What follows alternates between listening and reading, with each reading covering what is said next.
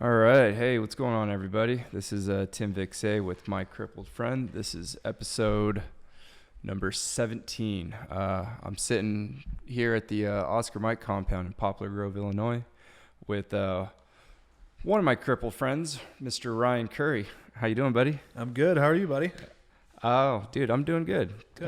Today we was our second day of like athletes programming, so we well, I didn't because I've already kind of done part of this program. Right. So this morning we had 8 guys go get their first flight lessons.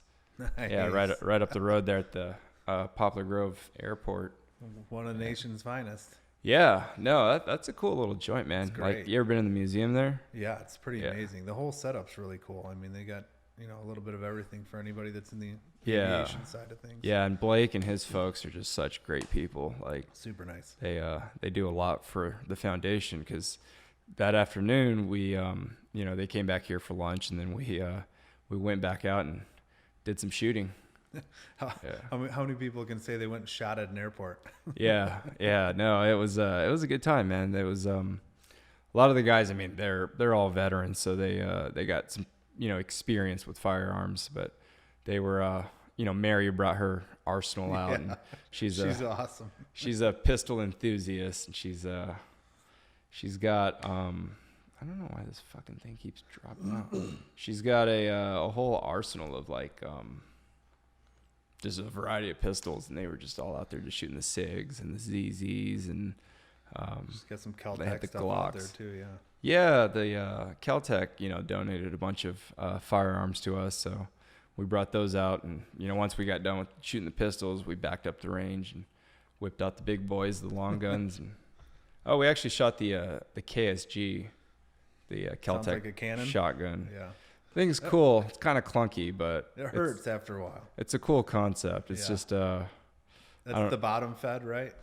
You feed the rounds into the bottom. Yeah, and it's got the 2 barrels. Holds what, 10 rounds each? I think it holds side? 6 a barrel. Oh, okay. 6 Yeah, a it's barrel. 12 total. It's pretty impressive, though. I mean, It's cool. I think they need to come out with the Gen 2 and fix a couple things. Some of the controls are kind of weird. there we go. Call out Chad Enos right now. Yeah. Call him out. Get him up here.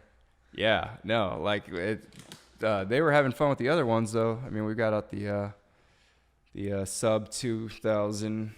That's always a little fun little plinker, and Yeah. That's the 22? it's the 9mm. 9mm, okay. Yeah, it's the 9mm with the folding magazine, barrel. yeah.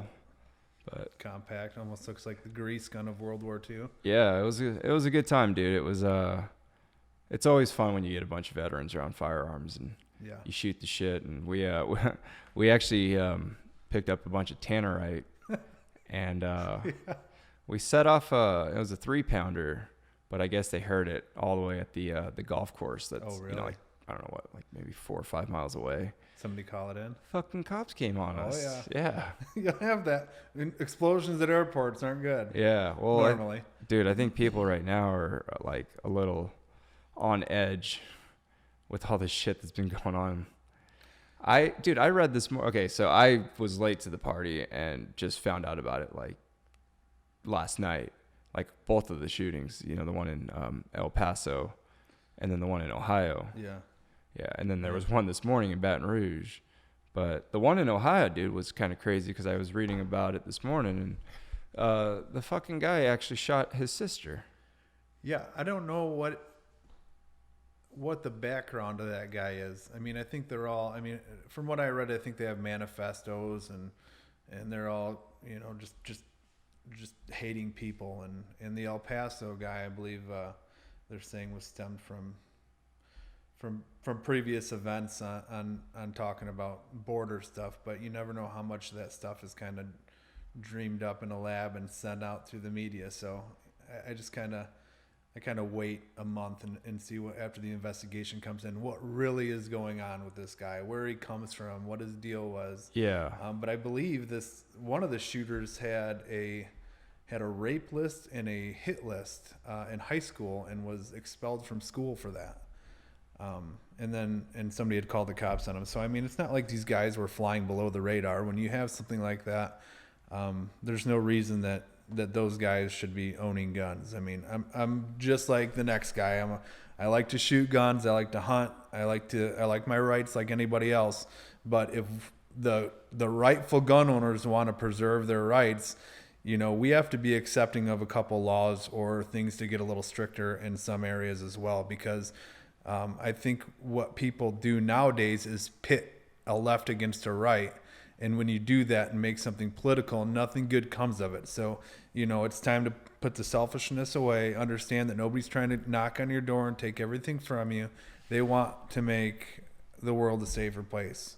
And stop listening to the guys that are way over here or way over here. Have a nice, clear mindset going into it and realize that, most people out here are parents, and we want everybody safe just like the next. So. Yeah, dude, I'm pretty liberal on a lot of things. But I'm also a gun owner and a gun enthusiast, and it's I have no problem, with you can't be, bro. You don't fit that stereotype. Well, dude, that's always a misconception. Is like liberals don't own guns, and every conservative has a gun, and it's like, I don't know. I never understood the whole picking teams thing, and like, what do they call it? Towing the party line. And it's like, well, you don't have to agree on everything. No. Like that's the beautiful thing about this country is like, you can pick and choose which rights you like. Yeah. What sucks is the political system that, has two viable candidates. I mean, when was the last time we had someone that was a third party candidate? Been a while, right? I mean, I know Teddy Roosevelt, had his own. Yeah. Good point. They're saying that was elected. Yeah. Oh, yeah. That's a good point. I mean, has anyone even been close? No. Like 10%? No. Yeah. No. I mean, I think Ross Perot was that third party, that independent party that tried creeping up back in the Bush days, but I don't think he even got. I think that was Bush Quayle, wasn't it? It was a little bit before my time. Yeah. I was like I'm old. I was like 3 years old at the time. So. No, I'd love to see a third party. The problem is I'd love to see no parties, to be honest with you. I'm that guy that I don't care where you come from. Just you work for me. I want you to do what's best for my country and our people. And I don't care where you come from. I don't want you trying to please a certain demographic. I don't want you choosing to please a certain interest group. I want you to broadly face America as a whole and do something that's right, because it's very easy to assimilate right from wrong or differentiate right from wrong. But it's rare that somebody actually does that without trying to find an excuse as to why that little portion, that gray area that leans to the wrong is okay or acceptable. When no, it's not. Like, just do what you're supposed to do and do what's right. And I think once you get above a certain area and you start influencing people and laws or through laws, then that kind of all goes to shit. Like, they don't, all of a sudden you're paid by the people, work for the people, and you're in the people's pocket. So. Right. Yeah. And I think that's another big issue that we have is just like the lobbyists. And, it's kind of like that late stage capitalism where, the corporations become really influential on party candidates and who gets elected. And, like it kind of goes back to like, who's really pulling the strings. Yeah. It's scary because I don't think we want to know, to be honest with you, because I think we'd find out just how corrupt our American system is, our democratic system that at one time, and still is, don't get me wrong. It's an awesome government. Okay. It's the people that are in there that need to go, it's the assholes that, Illinois is very famous for voting in assholes that want to break the law and then rob us from our money. Then we wonder why we're bankrupt and our roads are shit. When you have Wisconsin that's literally 7 miles from here that have no tollways that bring in an influx of money, or Indiana the same way, and seem to have the nicest roads in the country. So how is that possible? Yeah, there's that huge just where does all that money ever really go? Right. Right. I mean, they're always doing construction on I-90, but and I know the winters here, beat the fuck out of the roads, but you look at where Illinois has fallen behind on like the education system and what's going on with like Southside Chicago. And apparently, I was just there this weekend, but apparently there was like 136 separate shootings. Really? Yeah.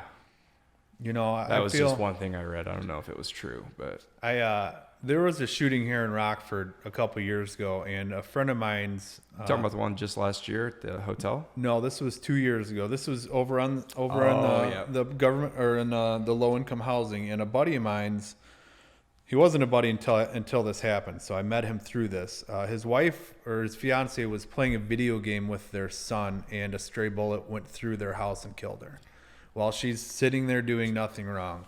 So what it did for me was we did a safety stand down over there.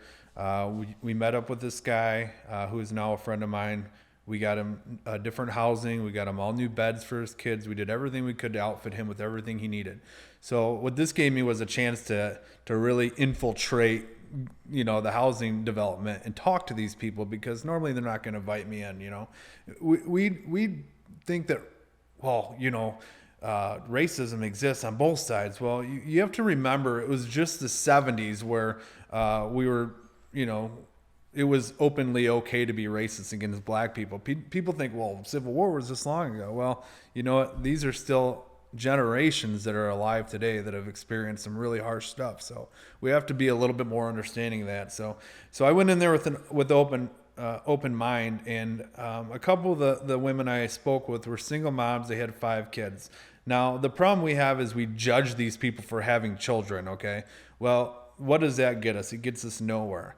So is it better for them, or more affordable for them, to get paid to have their children at home where they can't work because they can't afford childcare? Or do we develop a system where we can have on-premise childcare at these housing developments, to where you hand in your pay stub or your schedule for work at the beginning of the week, you have paid for childcare by our government, and now you're working your way out of government housing, because all we're doing right now is keeping people in the same spot. We're not doing anything to get them out of that situation, and until they have childcare, they're never going to move. So let's try to get them. Let's motivate them. It's kind of a cycle that you fall through, and Sure. like I was raised by a single mom.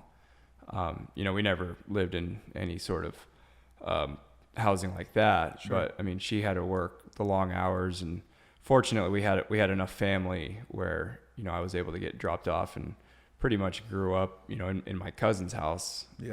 Be going there before and after school, and thank God, right? I mean, family and community is really important to have something like that. And I feel like Chicago seems very divided, because I've been normally when I come to Illinois, I'm out here in the Rockford area. Right. But the few times that I have gone into the city, I mean, it doesn't feel any less safe than anywhere else I've been. It's perfectly fine. I think it's really just isolated incidents that, because it is Chicago, it gets lumped in, but people don't realize that there are neighborhoods that you probably shouldn't go to. Right.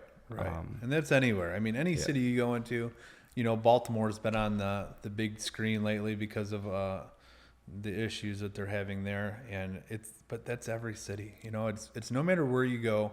A lot of people moving out of Illinois because of the taxes. I understand that, but prior to that, everybody that hated on Illinois felt like they'd go somewhere else and it'd be so much better. There are great places, don't get me wrong, but every city's got its issues. You can either, it's the same people that are judging people from migrating from Central America. So what you're doing is migrating within your own country and to seek refuge in a better place, and then passing judgment for people to do that outside of their country. Like, you have to, if you want to fix their country, i.e. your community, you have to do something to fix it. Leaving that problem only leaves a shitstorm for the people that are there. So do something about it and be proactive instead of running from it. Yeah. I never understood, so there's this quote, and I forget who says it, but it's tend to the garden you can touch. And everyone is so concerned about what's going on in Iran and in Mexico and wherever else in the world, in Very Korea and the Middle East. And it's like, well, there's shit going on here that we can address and that we can fix, and it's going to show an immediate impact. Very true. Very true. I had this discussion tonight as I'm jaded in a way that I deployed all over the world, and I saw some really, really heinous things. I saw them in Africa. I saw them in Central and South America. I saw them in the Middle East. I saw them all over the world. And to me, that gives me an unfair outlook, I think, because I have friends that have never seen that, and they're ignorant to it, but it's a good ignorance, okay, because they haven't jaded their mind to what is going on in the world. At the same time, it's frustrating for me to Let's get that mic just a little bit closer to you. Sorry. It's frustrating for me to try to convey what my experiences were, you know, as to why I'm hesitant to opening up a border. Okay. So, you know, and as you know too, I mean, it's one of those things that I wish we could open every border in the world and everybody just live happy and love life and the economy be stable. I don't know how to do that. I don't think anybody does. Right. You know, it's as long as there's good places in the world, I think there's going to be shitty places in the world, and that's just kind of a sad reality that I've noticed throughout my travels. Is that I think in order for the first world to exist, I think we need to have third world exploitation. I mean, you look at like your electronics, you know, like where did all those materials come from? Conflict minerals in Africa. Yeah. There's a whole ecosystem, and a lot of people are just fortunate. A lot of the people that we know are fortunate to be born in the first world bubble. For sure. And I always, you know, encourage people, like, you guys got to get out and see how, I don't know what number you'd put on it, but I'd say 80% of the world lives, you know. Go to India, go to those parts of China, go to Southeast Asia.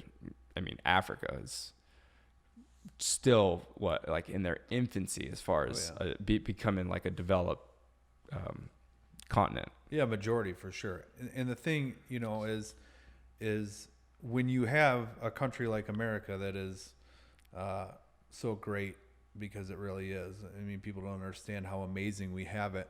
Then everybody's going to want to come here. So if you were to open borders on a country like this, it would be so flooded with people that our economy would crash. There would be no jobs. And so the reason we have this is sustainability. Okay. And selfishly, what I look at is what I'm leaving for my daughters. Okay. I want to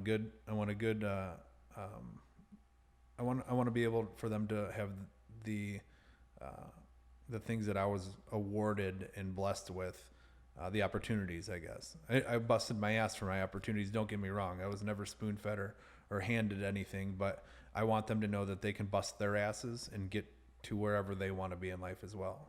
And I think when we talk about a very touchy subject like the border, that has to be understood as well. Do I think we should put a bunch of children in cells and stuff like that? No, of course not. I'm a dad. Okay. I get it. But we have to then, why are we not fixing it? Why is it still staying the same? It's never meant to hold as many people as we are now. Like, we have to figure a way out. Yeah. To fix it. I always, man, it's like, I hate, you know, just being the armchair quarterback, but like, if we would have saved the trillions of dollars we wasted in Iraq and put it towards, you know, helping Mexico develop and figure out their shit. Because a lot of the problems that they have with their drugs is because 9/11 happened and we tightened up the border security with through the, you know, like the airlines. Right. So it was a lot harder to, you know, smuggle drugs across the border with airplanes. So do you think the cartels developed a little bit, or Absolutely. their stronghold is down there now thriving? I never thought about absolutely. it like that. I never thought about it like that. Yeah, yeah. I mean, you think about those drugs, I mean, they're going to get consumed. Yeah. So until we addressed our drug problem, which, you know, the war on drugs has been a complete failure, but yeah, that's when the cartels really rose to power, because a lot of the drugs are coming in across the border. Oh, for sure. Not through, and the argument that you get was, well, you know what, keep them in Mexico so they're not up here. So thank God for that security. At the same time, people don't understand that the building of cartels because of that did not make it any easier for drugs to come into our country, but it didn't make it any safer as well because of the domino effect that happens because of that. It's like cutting off the aid to some of these Central American countries. You know, I think Iraq is a shithole for a lot of reasons. I think the people needed to be liberated to a point. At the same time, you know, if we need to mind our own business, and that's what we should do. You know what I mean? If we do have all these problems right here, you know, but it goes to how far do we go into saying that we shouldn't invade or we shouldn't, you know, help these people, and how much bullshit is the American people fed on why the wars even fought, whether that's Afghanistan, whether that's Iran, whether that's, you know, Iraq, Vietnam, any of it. I mean, how far does it go back? You know what I mean? Yeah. So no, it's confusing. 100%. And when you're a veteran and say it, you're a traitor in a lot of people's eyes, because you should never ask those questions. You should do what you're told, accomplish a mission, and do it. You know what I mean? And celebrate the fact. Well, dude, when I enlisted, I mean, I didn't really care about the politics or anything or the reasons why, but I knew that we were involved in, you know, 2 conflicts, and I didn't want to be part of my generation that skipped out on it, you know. Right. And I guess that probably coming from an immigrant family. You know, both my parents were refugees from Laos, and they came here in '81, and just having I kind of wanted like an investment in the country. Like, I didn't want to just be that immigrant family that came and just, you know, drank the water and ate the food and enjoyed the freedoms, but not earn it. So I wanted an investment in the country, you know. That's pretty awesome. You know, kind of like chip in. Yeah. Because I feel like we lose that, like not so much like the sense of duty, but when you have like something invested into the country, then you're kind of you open your mind to how things are, and that, you know, you might have it good now, but there are people still living in this country, living in your city, that are still struggling, you know. I guess people don't really realize that, like, we all have like different starting blocks, but I mean, the American dream is still achievable. Very much. You know, I think my mom's a pretty good embodiment of that, because, you know, I mean, just within her generation, she was able to move from the lower class, and I mean, she hardly spoke any English when she moved here, and you know, we're a middle class family now, I'd say. That's pretty awesome. I mean, I wish. See, I think that if people had your mindset or knew of immigrants that came over here and had that mindset, because when people say immigrants, they said, well, this country was founded on immigrants. You're right, it was. I think the population was 400,000 people in our country, or some drastically low number when we started building the West. You know what I mean? Or when we came in here. So now when we talk about immigrants coming in here, I need to know that you're coming here. You know, the news portrays them waving their own flags and pulling down the American flag, and that, because that's the way the news wants you to see it. How true is it? I don't know, but it pisses me off. I'm not going to lie. Like, if you're coming over here, I want to know that you're coming over here to better my country, to help our country. Don't come over here to shit on my country or to use it as an advantage to get your life into a better spot. You should definitely use it as an advantage to get your life in a better spot while contributing to the country that you're now a part of, and be thankful for the freedoms and the citizenship that you're being granted. And you, I kind of think, did that by just saying what you said and serving the country in your mindset, because you felt you needed to contribute to a country, and that's pretty awesome. Yeah. I think I've brought it up on a past podcast, but it was there was something a kid had said to me, like in grade school, that really stuck. And he was like, go back to your country. Yeah. And I was like, wait, what the fuck, motherfucker? I was born here. What do you mean go back to my country? Dude, you're not blonde hair, blue eyed, right? White, pale skinned guy. Dude, man. that's the beautiful thing about America, is that, like, we have such a great diversity. Yeah. That there's, I mean, you ever travel to like different pockets and you're just like, I mean, like, so you see it up here a lot with like the Polish communities. Sure. You still got a lot of like Norwegian, Swedish communities, and you go Chinatown, to like Little Chinatown. Italy. Yeah, I mean, you got all that. You go to Miami, and it's freaking Cuban it's love, it's man. little Havana. Yeah.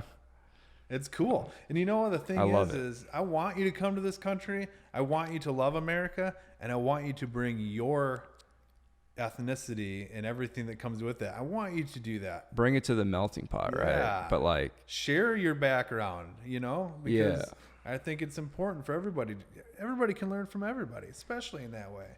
Yeah. So right. I've been seeing it more and more. You got to kind of find the spots, but like, you go to like DC has a lot of Arabian. Sure. They got a lot of I mean, every cab Middle driver's there they're from Africa. Oh, really? Oh yeah. There's a lot of like Nigerians and Kenyans. No kidding. A lot of Ethiopians that are, just now working their way up the immigration ladder. Probably the happiest that they've ever been too, because oh yeah, they're living. Well, you talk. I mean, dude, you get outside the first world bubble, and you talk to anyone that hasn't even ever left their country. Some of them have never even left, their state. And they, you ask them like, hey, where's like the one place that you would want to go in the world? And they all say the U.S. They want to go to, New York and see the Statue of Liberty, and it's That's pretty awesome. It is a beautiful country that we live in, and it's kind of, I don't want to say it's like sad, but I'm interested in seeing what direction we're headed in and how we're gonna bounce back from this kind of perceived division. But I think that it's all magnified by the media and by social media, because it's like, for example, you and I know a guy that, him and I get into it on Facebook almost every day. He's very right wing. Yeah. And, I'm left of center, but in his eyes, I'm fucking, because I'm Ho Chi Minh, You son of a bitch. But I mean, we've been hanging out all week and we get along just fine, and it takes a temperament, man. It takes an understanding. I saw a quote that said we need to listen more to understand rather than to reply. And that really spoke to my mind, because 9 times out of 10, if someone doesn't share their opinion or support their beliefs, they're not listening to you to understand you, but they're already in their mind rebutting you to tell you why your opinion is wrong and theirs is right. So until we as a people stop doing that shit and just try to understand, you don't have to agree with them, but attempt to understand what they're telling you. And I'm just as bad at that as well. I get on that shit all the time on Facebook, and I get in these arguments, and then I realize, like, dude, that did nothing. It took up 30 minutes of your day. Like, what a waste of time. And everybody's mind's already made up, and it, so going back to the school, or not the school shooting, but all the shootings that we've been having, I can always count on a certain response from the right and then a certain response from the left, and it's just like a game of like ping pong where it just goes back and forth, and everyone's already got kind of like it's almost like everything's just copy and paste, copy and paste. It's redundant. Right. It's so redundant. Yeah. And you know what? Just stop commenting on it, okay? You're making these assholes famous because their picture's above it, and every time you fucking reply on it, their picture pops back up in a news feed. Like, just stop. Yeah. I'm not saying the media shouldn't either, because they're just as much to blame. And the media definitely pushes their narrative and their belief. But at the same time, why give them or one man that you disagree with that much power? Okay. Yeah. No one person should be able to divide a country. Okay. You're giving a guy way too much power. Well, what's amazing is,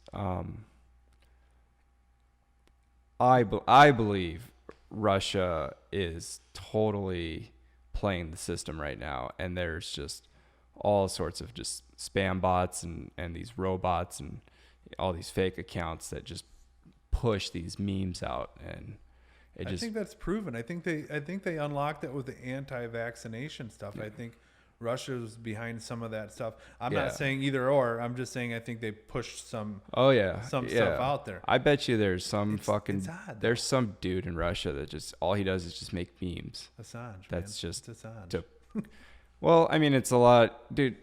I think I think memes had the biggest influence on the election versus like any of the debates, any of the campaigning or anything. I think the entire election was a giant meme war. How pathetic is that? How are we as a person? I could make a meme up right now of Joe Biden looking at Trump and saying Joe Biden sat in the bathroom in the White House throughout 37 minutes of Obama's address to the union. And someone would copy that and send it out saying how Joe Biden's a pile of shit because he missed, 30 something stupid. I'm just being dramatic, but that's how dumb it is. And we eat up a meme. Well, dude, I could put a manly quote on a picture of Sam Elliott or John Wayne, and they'll eat it up, and I guarantee you it'll get shared. And it's like nobody wants to fact check anything. Nobody wants to dig a little deeper. The problem is you can fact check, and half the time, you need to go through 4 or 5 sources. How about this? Stop worrying about what the hell the government's doing, okay? I'm not saying to the point where we just let them rule, okay? They need to be held responsible. But the petty shit where you turn words around. Is Trump a racist? I have no idea, okay? But I have seen parts where they turn something he says into something completely idiotic, or his border policy mimicking presidents prior, and nobody said shit about it. If you can't time hop your stuff back when Obama had the same policy and show me how you were against it, you don't have the right to do the shit now. Okay? And stop letting him have so much power over you. Well, yeah, exactly. For a guy, I mean, in reality, he doesn't really have a lot of power. No. And it's already been proven. Rent free in your mind. Yeah. I think the president's just kind of a ceremonial position. Of course, he's got some executive rights, but I think the grand scheme of things, it's Congress, sure, and they're being that's controlled by the corporations, and not one side is right. They're both so damn corrupt, it's unbelievable. Yeah.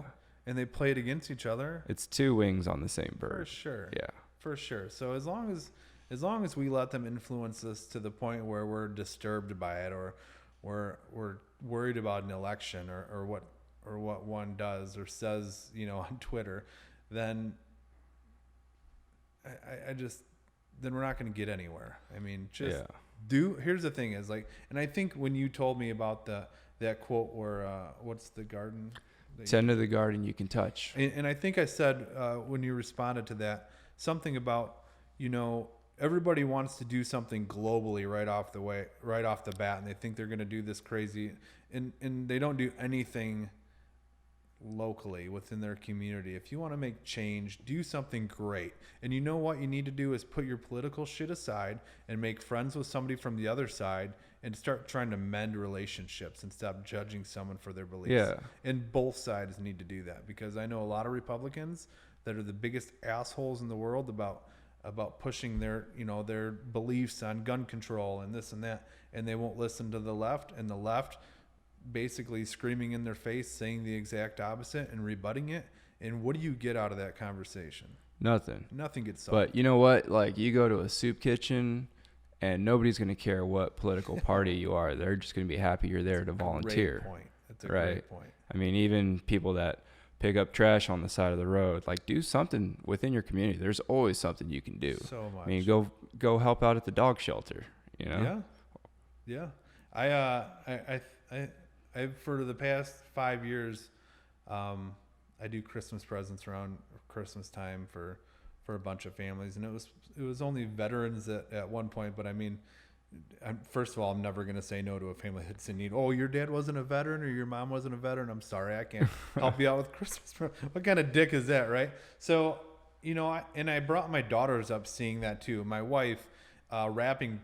I mean, there's this 2 years ago, we had so many things, and they were all just awesome donations, whether it was monetary where we went out and bought them, or they were just gifts. And I gave the age and gender and a wish list, and we just as a family did that, and it was awesome. I think that's And great. It was fun, but my kids got to see it. My daughter's like, "Oh my gosh, I really want that. I really want that." And I'm like, "You know what?" I said, "Dude, I get that you want that. It's okay to want, okay? Yeah. But it's not anything you need, okay? And other kids don't get anything they ever want, Yeah. And I make them realize, first of all, not to be entitled, but to respect and be thankful for every little thing that they have. And I really, really drive that down to them, even to the point where I say, you know what, we're going to donate toys. So, yeah, I think that's what I'm going to do for this Christmas is I'm going to give each of my nieces and nephews like a box, and I'm going to say, hey, fill this up with your old toys that, you don't play with anymore, so we can give it to another family. Sure. And they can enjoy it, and then, you'll get a new toy. Yeah. And actually what we started doing was there's about 4 or 5 families. I don't want to count right now, but they all have kids, and we used to just buy them each gift. So like I would buy them a gift and my mom would buy them a gift, but now what we do is we just pool a bunch of money together and we get them one big gift. That's cool. Yes, because they're gonna play with it for a couple months and then they're gonna move on to the next thing. Yeah, for sure. It's kind of that consumer culture that's ingrained. But and like you said, these are people right in our own community that are struggling. I went the last 2 years. I think I bought $2,000 worth of hams and turkeys for Christmas, and I went to all the hospice care places. And it's like, again, it would start out as veterans, but hospice is basically setting up the end of days for you. They make you comfortable, and what the last thing they want to worry about as a holiday is what they're going to be cooking or doing this. So I go out or if they're even going to be able to get a ham or something, Exactly. So we'd buy all of their meal, all their ingredients, everything that they need for that meal. I have cooked it before, but I'm not really a good cook. So I doubt that they want that. But I mean, if anybody wanted to, they can find exactly what to do, or just have the know-how yourself to just go out and do something like that. But I think that's what brings people together, left and right, center, all the above, is helping others. And I think that's the one subject that everybody can agree on and get behind, because I think that's just, fundamentally right. Yeah, it's it's our human nature, right? For some reason, we're wired to be compassionate and to be. We have that outside perspective where, at least you should, realize that we're all. There's 300 million people here, but we all have different lives, and we're all dealing with different shit. Yeah, everybody thinks, or they think like this wealthy guy that seems to have everything. Well, man, I used to be like that, dude. And you think, this guy's got it all. Well, guess what? I've had some very wealthy people approach me and tell me like, dude, you have an amazing family. I'm really jealous of you. And thank God I was brought up to have good family values. I'm not perfect. I have very bad days. There are days where I'm an asshole. Okay, I'll be the first to admit it. But I cherish my family. I love them with every bit of my heart. And I'm very fortunate. And those people that my point of being is there's always something missing. Okay. Yeah. And your fulfillment comes from within. Okay. And if that's not where you want to be in life, whether, or there are assholes that like to be single for their whole life, but here's the thing, when you're 98 years old and you have Ferraris and nobody to give it to or nobody to do anything with and all the money in the world, like. Well, there's a pretty good quote from Mad Men, and it's like, what's happiness? Happiness is that little brief moment in time until you need more happiness. Yeah, that's good. Yeah. Yeah. And you see it, like when you get a new toy, or like a new car, you're like, oh, fuck yeah. Like, yeah, I'm happy. Yeah. And then after a while, you're just like, oh, I'm bored. Chevy just came out with a 900 horsepower truck. Like, yeah, things got seat warmers and fucking massages you while you drive. Like, Something to help you go to sleep, right? Yeah. Well, it's just that consumer culture we got, you know? I mean, you look at like phones, right? How many times do you see people like, oh, fuck, the new iPhone just came out. I'm going to trade in this. No difference. Yeah. There's better pixel this on camera. 1 year old that, you know, they got face recognition or whatever. And it's like, why are we stuck in this cycle of just buying? I mean, I'm guilty of it, man. Dude, I once I became conscious of it, that I was doing that, I started researching like quality built shit, you know. Sure. I mean, like, for example, like this hydro flask. Like, I'm hoping this thing's gonna fucking last me a long time of just years of abuse and drop. Where you look at something like a plastic bottle, I mean, it's one and done. Fucking throw it out and then it stays in the earth. Away it goes, yeah, and it just goes in the ocean, right? But it's not my problem anymore. Dude, you know? Have you seen the new hemp bottles? I have not. I think they disintegrate. You can put them in the earth and they disintegrate within 90 days. Yeah. I heard something about... Not to be off topic. I heard something about McDonald's new straws. Like their new paper straws aren't biodegradable, but their plastic ones were or some shit. That's going to piss a lot of people off that do cocaine. I don't even know if anyone still does cocaine, man. That shit's so like 2008. Yeah, that's so 1986. Yeah, everybody's on fucking Adderall now. Yeah.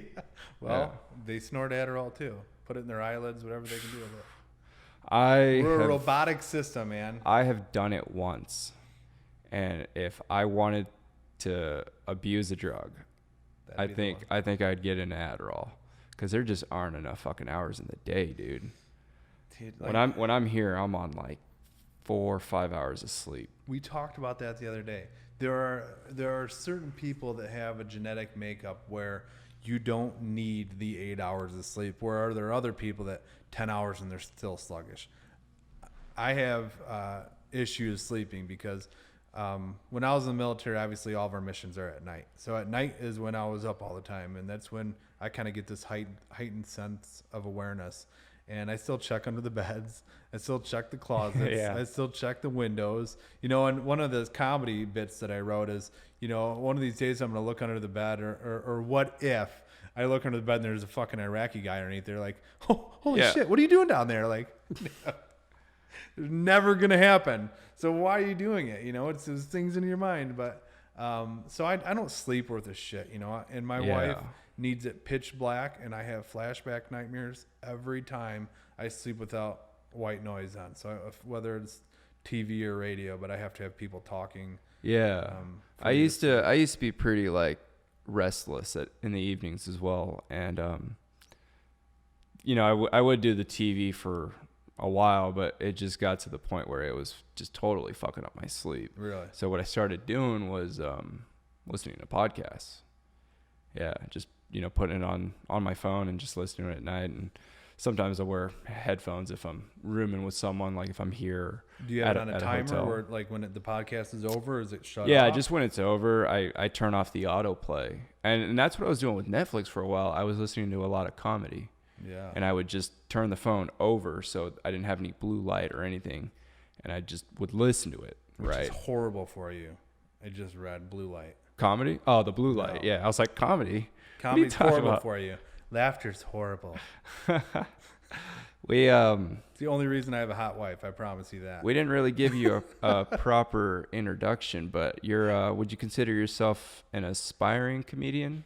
Yeah. I mean, I wish I was better at it. I love doing it. Yeah.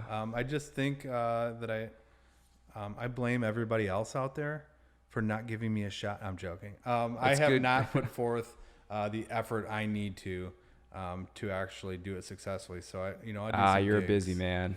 Yeah, I try to be. I mean, yeah. But hey, dude, I think if it's something you want to do, I think it's a very hard profession to be good at. Yeah. But I mean, if you, not to like make it sound gay or anything, but like I think everyone should find a good creative outlet. That sounds so gay. Yeah, it's totally it's totally queer, but I mean, there's no gay in a bad way. But it's all right to to dabble. I agree. And you know the thing about comedy, What I love about it is you can go on stage and talk about lifting the handle to a truck that somebody hasn't hit the unlock button, and you're simultaneously, that awkward point where you're trying to open the door and they're hitting the unlock button. Yeah. And you can talk about that for 5 minutes and laugh your ass off. It's just stupid shit, and it's the way you deliver it, and it's the way you feed off of one person laughing, and I feel like that's just and so it's also one of the last places that you can joke about anything. Dude. Patch Adams quote. I'm going to throw this one at you. Didn't think you were going to get a Patch Adams quote today, did you? Confession, I haven't seen the movie. Most powerful, what a dick. The most powerful card in the deck is the Joker. Yeah. Because the Joker is the only person that can make fun of the king and not get beheaded. So comedy for me is my outlet. I can make fun of anybody you want, whether it's a president that I support or a president I don't support, whether it's my neighbor, whether it's, some kid in high school that I thought was a dick. You know what I mean? I can make a joke about that, and that person that I'm making fun of laugh at it as well. You know what I mean? You're feeding humor. Okay? Hopefully. Yeah. Well, you can't be vindictive when you do comedy. Like once you cross that line of it being personal, it's not comedy. Now you're up there just shit talking. You know what I mean? Yeah. So that's one thing that I have heard a couple comics like get personal, or if somebody heckles them, like you just got to go with it. Yeah. So as much as I love stand-up comedy, I've never actually been to a comedy club. Really? Yeah, I've only ever been to like theater shows. I'm actually gonna go see Joe Rogan here in like 3 days. Yeah, I'm gonna see him on the 9th, but he's doing a fucking stadium. Yeah, he actually just did. He did Tacoma with Dave Chappelle recently. Dude, that would have been amazing. Yeah, dude, I saw Dave Chappelle at the Birmingham Theater, or the Alabama Theater in Birmingham, on 420, and it was the funniest thing I've ever seen, dude. I laughed so fucking hard. I took one of my teammates, and he's this big black dude from, Bama, 100%. Yeah. He's got them dark jeans. Yeah. But yeah, dude, I took him to the show. Right there, huh? Down south. Deep. Yeah, he's got deep roots. But Cajun. No, not quite Cajun. No? Just Alabama South, man. Yeah. Like, it's the heart of Dixie. But yeah, we went to go see that show on 420. He was actually it was a double header, and we had tickets to go see the later show. So he was already chiefed out, and we were sitting kind of right down by the stage, and we could tell, he had just chiefed on. But man, it was a great experience, because if you've never been to like a not like a black movie theater, but like a movie theater where the majority of the audience is black. Yeah, like Medea's Got Her Groove Back movie. Not even that, dude. Like, I went to go see Deadpool in Birmingham. Yeah. And just that's just the population in that area. Yeah, and then black people are really expressive, so it was there was people talking and commenting during the movie and just outright just laughing hysterically. And see, I love that, man. It was hilarious. It was awesome, dude. It made for like a comedy show, man, especially like a killer like Dave Chappelle. Right. He fucking murdered it, dude. It was amazing. And everybody laughing their ass off. Like, there's just nothing better, man. So I love that. Yeah, I'm looking forward to the Joe Rogan show, because he kind of hits a wide variety of fans, and that's another thing that like comics can do, is like they bring a variety of people. I've never seen Joe Rogan before, but I imagine a lot of his audience, there's probably some MMA fans, there's probably some fans that like him from the comedy side of things. Oh yeah. And then yeah, I think he's got a pretty wide demographic. And one thing that I think hunters love him too. Oh yeah, because he's on that Steve Rinella. He's been on Meat Eater a few times on that show, which is great. Who's another great podcast, Steve Rinella's. But I think Rogan's real centered. You know what I mean? That's what I like about him. He doesn't want to push left or right. He's just he's got his opinion, and that's what I think I really respect about someone. Yeah. When they can do that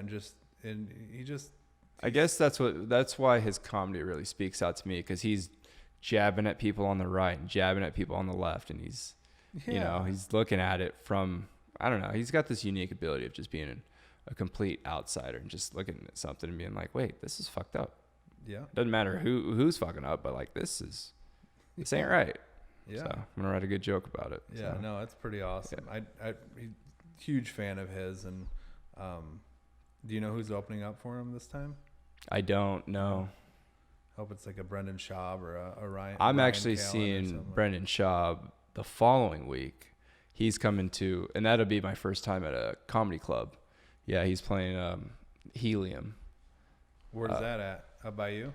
Southeast Portland. So it's about, I don't know, half an hour from my place. So not too bad. Oh, that'd be awesome. Yeah. I'm looking forward to it. Hilarious.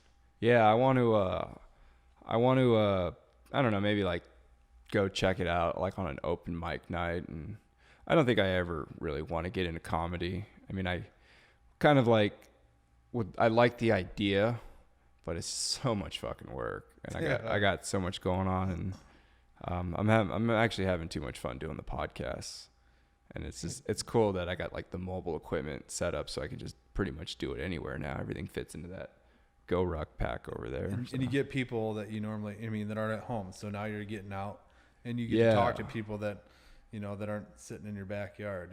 So I think it's cool. I add some dynamic to it. Yeah, right. Yeah, I mean, because I'm kind of isolated where I'm at. I mean, I got like the rugby team I can talk to, and I know a couple like the hand cyclists that are out there, and a few of the basketball guys. But I mean, for the most part, I kind of just keep to myself when I'm at home. I went and golfed in it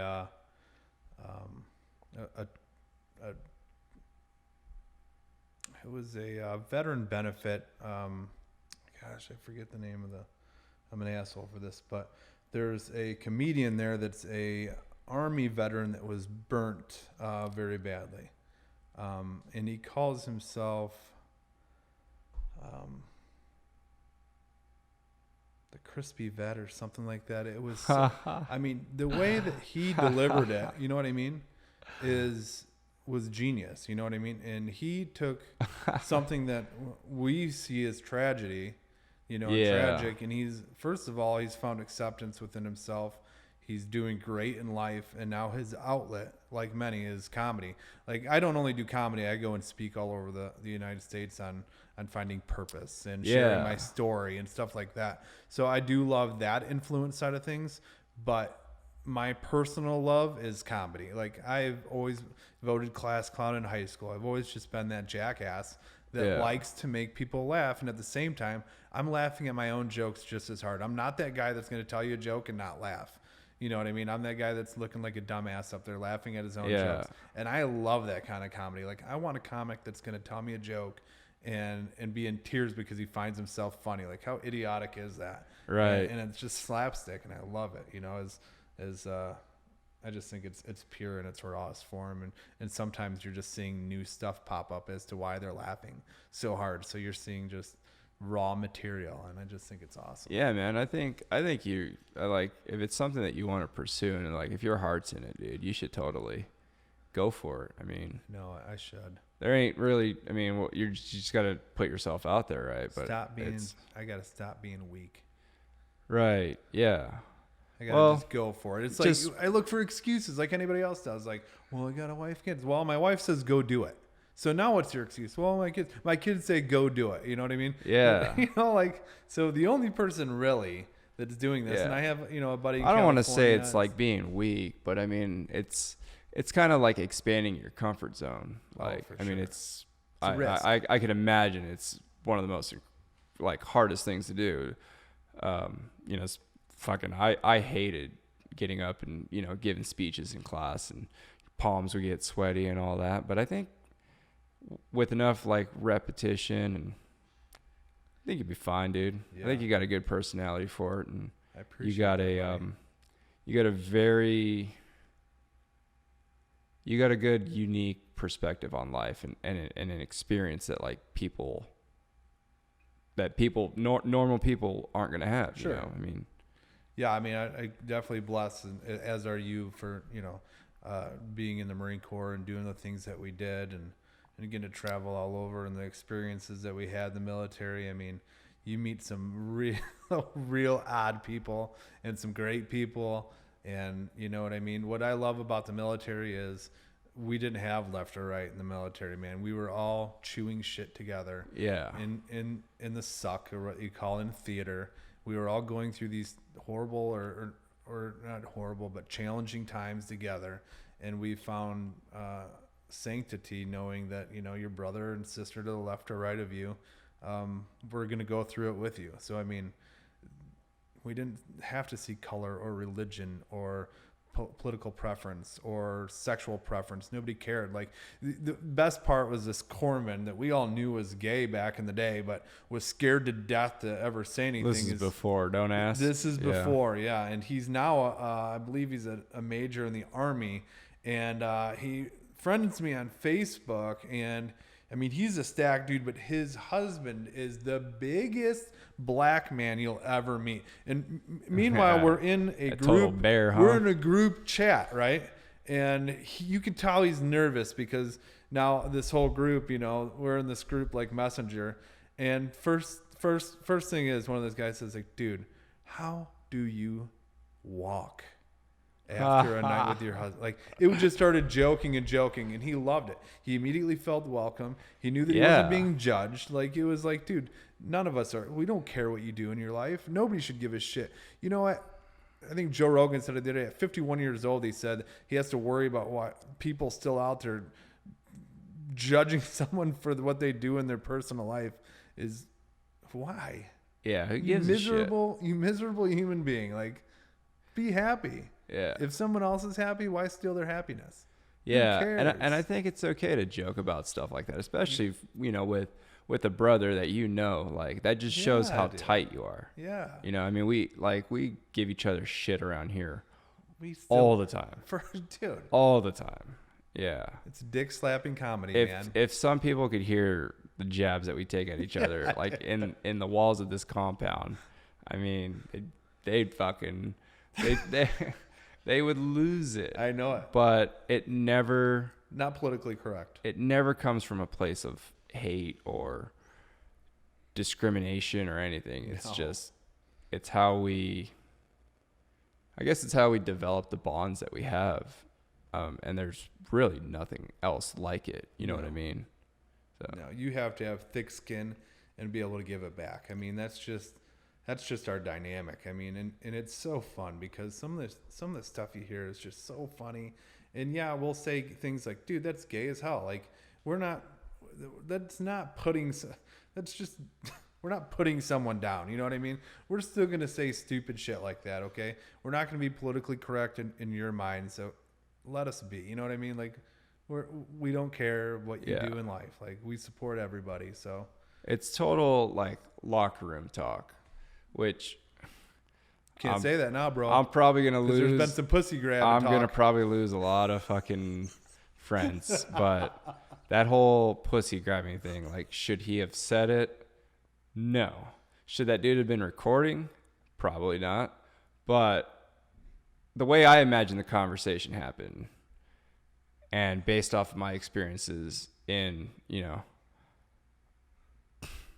in the military, in a locker room, like, there's been worse shit that's been said. It's not like we're all gonna go out and assault women, but no, and it was kind of the perfect storm, man. I thought the fucking ship was done when that came out. I was like, there's nobody that's gonna recover from this, but that motherfucker is bulletproof.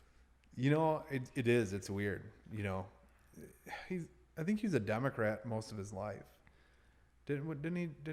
He had to have been.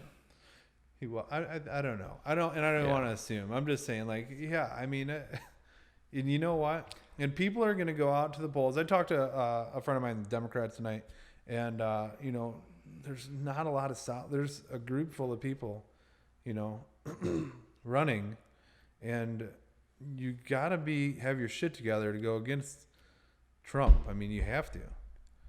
Yeah. You know, yeah. I think the only person up there right now that has a snowball's chance is Biden. And I don't know. think he's too associated with Obama. You think so? And it's just not going to happen. Yeah, I think it could be a good thing though. Obama got elected. Yeah, but it's kind of like that guilty by association where he I think they're just gonna be like, oh, it's Obama 2.0, and Right. I mean, it's gonna be a tough hill to crawl. I think the overseas bookies have Trump as like an overwhelming favorite, which is insane. But at the same time, you look at it like, well, Democrats don't have their shit in order at all. There's just, I mean, there's too many chefs.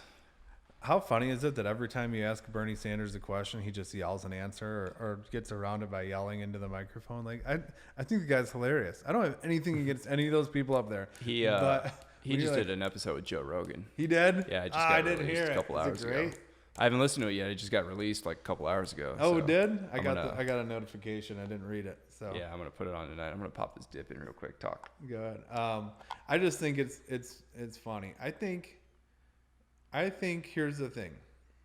I think when someone changes a demeanor around a person of a different ethnicity background, I think that's more racist than anything. Talking about like a black scent. I think when Hillary Clinton pulled out the hot sauce at that interview and started putting fucking hot sauce on her food, that was completely idiotic. I shouldn't say racist. I should say stupid, okay? First of all, just be your person, okay? Be whoever you are. Don't change the way you talk, your mentality, or anything else just because you want to fit in with someone, okay? You know how you fit in with someone? You be their friend. You know? You be your person and you listen to them, okay? Just because someone doesn't like you because you're white doesn't mean you can't win them over. It means that they came from a generation much like a lot of white people did, you know? Who are your favorite racist people? Your grandparents, right? Isn't that what they say? You know what I mean? Your favorite racist, it was my grandpa. You know what I mean? That's like a saying. Well, now you've got both ends of that spectrum. The only way we stop that is just listening and hanging out with each other. You know what I mean? I had this weird program where we break bread. We take these people from white suburbia and these people from a more dominantly, like you said, Birmingham, let's say, okay? And we have them break bread together, okay? You take a family and a family that you know, because there's a lot of white families that, oh no, I'm not racist, you know, and you're not, but you've never even been around culture. Like you surround yourself around people like yourself, okay? Yeah. And I had this thing where it'd be cool where you just took them out of their comfort zone, okay? And you sat down, because where do you talk the most? Dinner, right? So you ate dinner and you just listened to each other, okay? And you became friends, okay? Whether it's someone, maybe it's a very wealthy black family and maybe it's a white family from, you know, a bad part of town, okay? Or vice versa. But you take two different levels and you just, and you put yourself in their shoes. You understand where they're coming from, where their struggle is, okay? And stop letting the media portray people on welfare as, you know, money suckers, because it's not the case every time. And I feel like, you know, it goes right back to the media controlling so much, you know, yet we're on podcasts telling you how to think. Well, that's their, I'm just joking. I mean, their job is to get viewers, right? And that's kind of where things get fucking really murky. Yeah, because when you become a business, you know, and certain things are going to get more clicks and more listens and more views, and you got to write those headlines. And it's I mean, how many people do you know never get past the headline anyways? No, those are the best people that read a headline and they comment with rage. That's they why didn't read anything underneath it. That's why like the memes have just been so successful, because it's just. Isn't that funny to say, though? It's just picture headlines. Tell me that's not funny to say. It's sad. Memes are so powerful. Like, that's where we're at right now, man. We've devolved, and we went, you know, when you first start learning how to read, you got picture books. Then you learn how to read fucking adult books, and then now we're just fucking devolving. And you could post the stupidest shit, and a majority won't believe it, but there's always going to be a couple that say they found a live T-Rex in the jungles down in El Salvador. Yeah. You know what I mean? Or that picture. Remember that picture of Steven Spielberg with the It was like the dead Triceratops from Jurassic Park too. And this was during the whole thing when like Cecil the lion got shot, and That lion was a dick. yeah, people don't realize that. He was a dick. Well, but no, I people don't realize like Africa is one of their biggest like economy boosters is hunting. Poaching. And well, not poaching, but like actual big game hunting, where you got to go and pay these ridiculous to feed the amounts. conservation, basically all that money. Yeah, but then also, I mean, to cull the herd, you know, when a bull elephant gets past its breeding age, and it's fucking whacking all the other baby elephants. And that's the other thing lately. That's what happens with lions, and people don't understand that though. Like a bull elephant, once it gets past that age, will start killing everything. It'll kill elephants every day. Yeah, it becomes a problem. So that's the reason some of these price tags go up for auction, and some of these auction prices go upward of $100,000. Oh yeah, or $1 million. I think I've seen one go easily. For. You know, and it's not like you're going out and don't get me wrong, there are those people that go out and just kill shit for fun. Like I'm a hunter, and my wife is strict vegetarian. We are polar opposites. She doesn't want to hear it. She doesn't want to see it. Yeah. And I respect that. Okay. She loves animals. I do too. Okay. Do I need to live off of the earth when I have a grocery store? No. But how fucked up is it that people would rather go buy these butchered ass animals that are hung up and slit by their throats in a butcher in these mass slaughterhouses, and then are going to judge me for shooting an arrow through the heart of a deer that collapses within 30 meters and is done. Yeah. You know, and that's what I eat. Yeah. And I'd prefer to always eat what I kill. Well, then that your tag fee goes back into the conservation, and they look at the numbers and say, okay, we're going to issue this many tags next season. Right. Deer overpopulate just as geese do. I mean, I wish we could just kill a lot of the geese, but we have to be realistic. The numbers, it like you said, it's an art. I mean, it's a science, I should say. The conservation isn't going to let you overkill into extinction a animal in the United States. Okay. So they have cougar tags, which, you know, I have a buddy that's does all these big hunts, and he eats it. He'll eat a damn cougar. Yeah. Okay. Oh, I hear they're delicious. Dude. I got my cougar tag. So. I've never shot one. But I promise you, if I shoot something, it's getting eaten. I'll find a spider in my house. It's not getting stepped on, bro. I'm picking it up and I'm taking it outside. Okay. I'm not something that kills everything or takes value in it. As soon as I kill that deer, I feel like complete shit. Okay. Yeah. I sit over that deer. I talk to myself. I thank, I believe in God. So I thank God for this animal. I take it very personal, and I don't take any joy or satisfaction in throwing a trophy up on my wall. I don't have any, because I'm not saying I wouldn't, but Steve Rinella said, if I were able to take the head or the body, 100% of the time I take the body. Take the meat. I don't give a shit about the head or the rack. Oh, that's absolutely. an extra plus. Sometimes you kill a big mature male, okay? And another thing I do, I don't ever hunt female. I don't hunt doe. It's just something I don't do. I'm not against people that do it. I just don't do it. Yeah, I got the same approach. I mean, I just started hunting in 2016, but I got my first buck up on my wall, just the antlers. Yeah. I think the head thing's kind of creepy. But yeah, I got his rack up on my wall. Nothing wrong with that. But I'm not going to shoot anything I am not going to eat. Right. Right. So. And I think that's, go back to the elephant and stuff like that. I believe they fed everybody there. I mean, oh yeah, they use that meat locally. That 2 tons or whatever the fucking elephant weighs. But it's weird if you have to try to explain to someone that, like, hey, to actually save the elephants, we might have to kill a couple each year. Right. Yeah. And some of them tags, I think there's a bighorn sheep. Is that right? In the United States? We have bighorn sheep in Oregon. But they raffle off. They don't have many tags, and they raffle those off. I believe you could be on a list for a lifetime, because there's only so many on there. And some of those lotteries go for upwards of $500,000 to shoot a bighorn sheep. I mean, just because You know, that's how the conservation preserves, you know, all that money goes back to there and then conserves the population of the bighorn sheep. Yeah. So, I mean, people just need to understand hunting, you know. Unless you're a vegan, you can't talk shit to me about hunting. Well, even if you're a vegan, I mean, like, you know how many soybean fields there are around here? Like, how many of those, when you fucking driving a big-ass combine over there, how many critters and shit you think are just getting grounded up? Ted Nugent, when he was did you listen to him on Joe Rogan?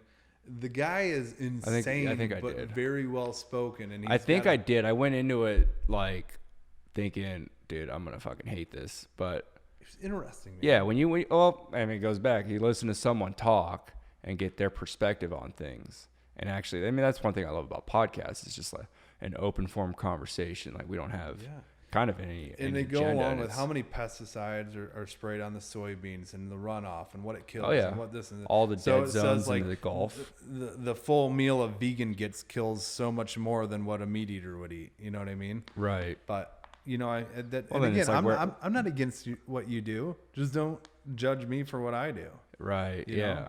And it just goes back to, and it's the people that abuse the system too. Trust me, they're out there. I'm not advocating for them. If you're an asshole and you're poaching, then you know what? Yeah, poachers can go straight to hell. We're against you. You know what I mean? There's guys that I served with that actually are out in Africa that are fighting poaching right now. Oh, right. You know what I mean? And it's cool. I mean, it's just in the private sector. Or? Yeah. I'm not sure who they are and what group or who they are with. Or what group they're with, but yeah, they're out there doing it. I think. Yeah, I hear a lot of ex-operators. Yeah. Are just making a killing right now, doing all sorts of different contracting jobs all over Africa. It's infantry too. I mean, it's not just special forces side. It's you know what I mean. It's people that are passionate about something and they're good at what they do. You know, and you get some grunts in there that really like doing that as well, you know. And well, I mean, it's when you have a career where you get to, you know, hold a big gun and you're trained for hours. I mean, hours, fucking millions of bullets, and it's what you're comfortable with. It's what your hands. It's the tools of the trade. Might as well apply it to something, make some money. My dad told me I wanted to go in the Marine Corps as infantry. My dad told me, he's like, I'm signing this for you. I was 17 years old. He said, I really want you to do something that you can use after you get out of the military. I think every parent has probably said that, you know? Yeah. Well, drones didn't exist back then. I didn't have the GT or ASVAB score to be intel. And I wanted to shoot guns and do shit like that. So I said, I want to be infantry. I made a deal with him. He said, you go open contract. That means you could go anywhere they need you, basically. But infantry is what my recruiter, because they don't lie to you, said that's normally where open contract go, right? Yeah. Or it was combat support or something. There's a lot of guys that fucking fell for that one. So when I went, they said, you know what? You're going to be an Amtracker. I'm like, I'm going to drive a fucking train? They have trains in the Marine Corps? That's what I thought too. Yeah. You're in 1833, right? Yeah. Okay. So when they told me I was going to be an Amtracker, you know, that was my first perspective. And then they explained what it was, and I was like, this is a really cool job, you know? So I went to school for it, and I actually loved it, you know? But at the same time, I'm not going to be driving the ducks at the Wisconsin Dells, you know, something that splashes into the water and stuff like that. So what was I going to carry? That'd still be a fun job. Probably a great job. No knock to fucking duck operators out there. I'm sure. Shout out to all the duck operators out there. But what do you do in the Marine Corps that you're going to, and we talked about this, carry on to the civilian side? Well, when I joined the Marine Corps, I went in the buddy program, okay? I went with a local guy here, literally lived probably 10 houses from where we're at right now. And we joined, he went infantry, I went tracks. Well, he got to screen for recon right off the bat because he was infantry. So he's like, bro, you got to get over. They're going to be screening. What year was this? 1999. All right. So normally you don't go over to recon if you're not infantry. Yeah. Okay, it's just unheard of. And if you're going as an operator, of course they have their their S3, their S4. You know, they have their different billets, their admin guys, and everything else that aren't, you know, Yeah. 0321s. But so what I did is I requested mass so that I could take the indoc. The indoc, yeah. So what I did is I took the indoc with two other guys. There was a captain and one other guy. It was just basically it was a screening, okay?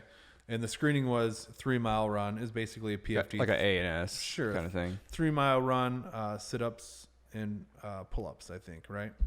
And as long as you scored, I want to say it was even first or 280 or something. I don't remember what it was. You had a decent score, then you could be accepted into recon indoctrination platoon, RIP. Okay. Yeah. And that's basically what gets you ready to go to ARS or BRC. BRC. Right. Yeah. BRC West Coast, ARS East Coast, Amphibious Reconnaissance School in Little Creek, Virginia. So I kicked ass in my screening. I came back and like, no, man, you're going to deploy, you're going to do a med float with your unit. I was like, damn, I don't want to shit on my own guys, but I don't want to do this med float. I want to go there now. I want to be there with my buddy. I want to go do this cool shit. Yeah. You know, I've met a couple of them. Like I look up to them like hero, you know what I mean? This is what I wanted to do. I knew where I wanted to be. So I requested mass again, and it went up above my battalion sergeant major and battalion colonel, and went to the division general, and somehow he liked me, and I got a call into that sergeant major, and he said, "What are you doing here?" I'm like, "Sergeant major, you called me up," or he's like, "Get the fuck out of here," and handed me my orders. So I went over to at that time it was in French Creek on Camp Lejeune, a little place called French Creek, and the barracks there were these condemned barracks. FC 304 is what I lived in, because years prior the barracks had gotten taken out on Onslow Beach by a hurricane. So we lived in these barracks, and you know, it was the greatest time of my life. I was in the best shape of my life. I was going through absolute shit. Did you have to go to RIP or? Yeah, I ripped for 3 months, broke my neck, ripped for another 3 months, and then became I didn't go to ARS. I became a RIP instructor. Okay. And then I went to 4th Recon. So after, I don't know, 2006, 2005, I got out because we weren't deploying. My unit wasn't deploying, so I thought I'd get out. And I had a girlfriend back home, of course. And then Joliet was switching over, so I deployed with an old artillery battery from Joliet that's switching over to 4th Recon. So Joliet's now the 4th Recon unit right here locally. Okay. Or an hour and a half away. So I was going to help those guys once I got back, and then transition into that unit and then deploy with them and stuff. So what I did is I went over as a scout and led a scout team over during convoy.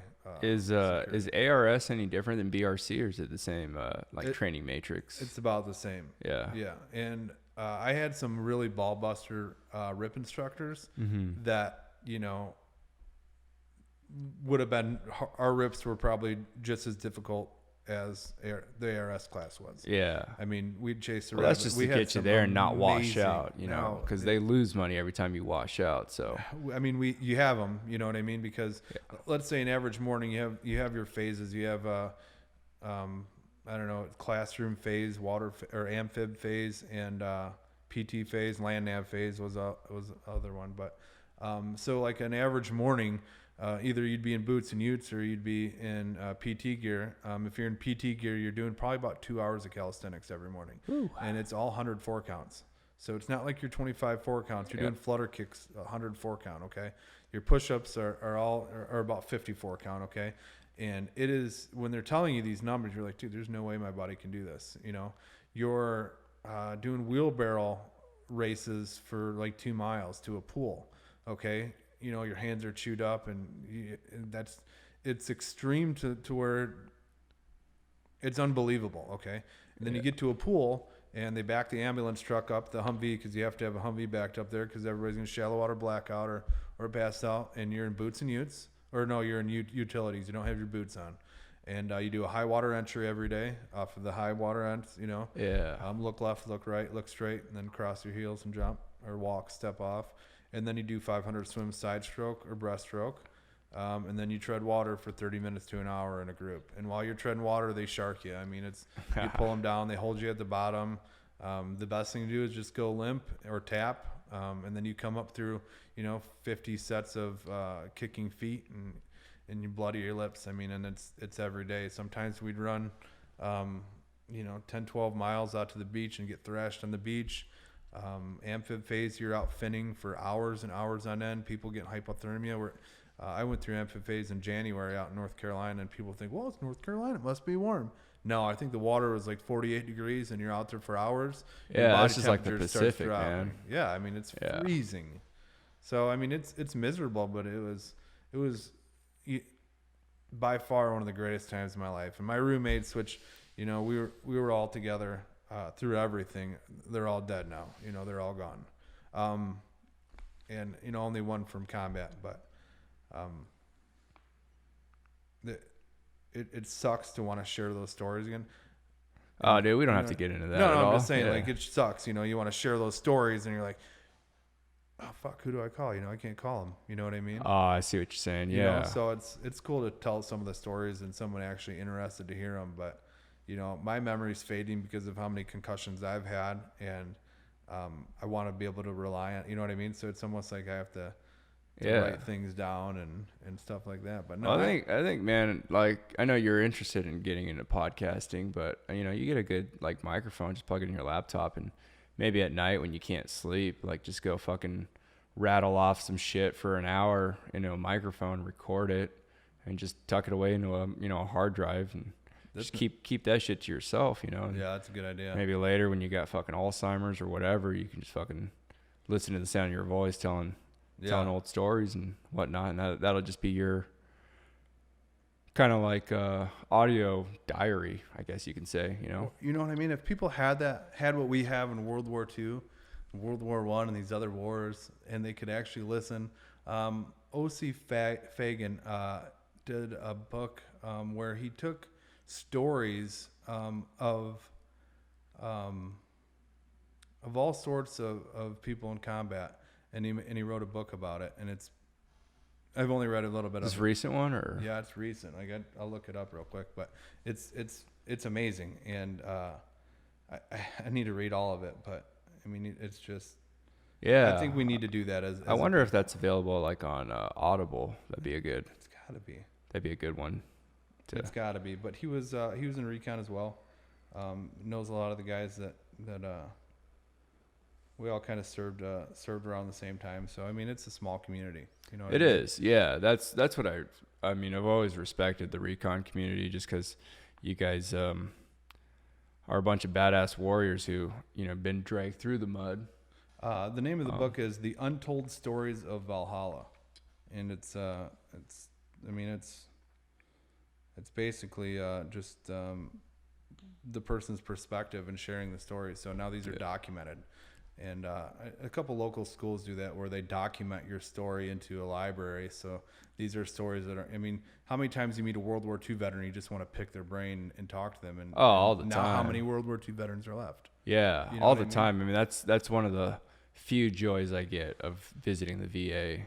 If I have an appointment and I got to sit in a waiting room, wait to get my blood drawn or whatever, and I see a guy, he has a Korea hat or a World War II hat, I'm absolutely going to talk to him. You have to. Yeah. Their story dies with them, okay? This is shit you're never going to read in a history book. Yeah. Okay? These are stories. I had this dude that was this dude. Now I'm going to sound like a disrespectful asshole. This World War II vet, or Korean War vet. We were doing dog and pony shows when I was an Amtracker, and he was talking about, he's like, they used to have these where they went to the bathroom through their it was like their tanks over there, and I think it was Korea because he was talking about how damn cold it was. He's like, and I'd wait till they had to go to the bathroom or whatnot, and they'd open up that canister and I'd squeeze underneath that tank and throw a grenade up in there and just listen to just total carnage. And I was like, this dude had such a pleasure in knowing that he was killing these guys, and I was just like, man, like, that's a story I could never share. Yeah, I would love to get one on the podcast. Yeah. I gotta seek one out, but we gotta go down to the VFW. Man. Right? Yeah, I encourage everybody that I mean, not just civilians, but like veterans especially, because we're at the VA all the time. I mean, if you see a guy with, even just an older guy, I mean, just go talk to him, because a lot of them just need someone to talk to. Yes, and that's one thing I've noticed just in all the waiting rooms in the VA. It's just people now, they just, you know, you see it on like the subways and shit. Like people will just be fucking on their phones, just buried. Nobody's having conversations anymore. Nobody. And that's another thing that I love about doing this podcast is like I can actually just sit down with a buddy and we can just fucking shoot the shit for. I mean, we've been talking for almost an hour and a half now. And no kidding. it's just like, you know, just fucking two guys shooting the shit. And how many different directions have we gone? You know what I mean? We've all gone over from the place. military to politics to Yeah. guns to comedy to. I'm looking forward to editing this because it's just going to be all over the board. But I love it. I love it. I'm here to make your life just hell, right, Tim?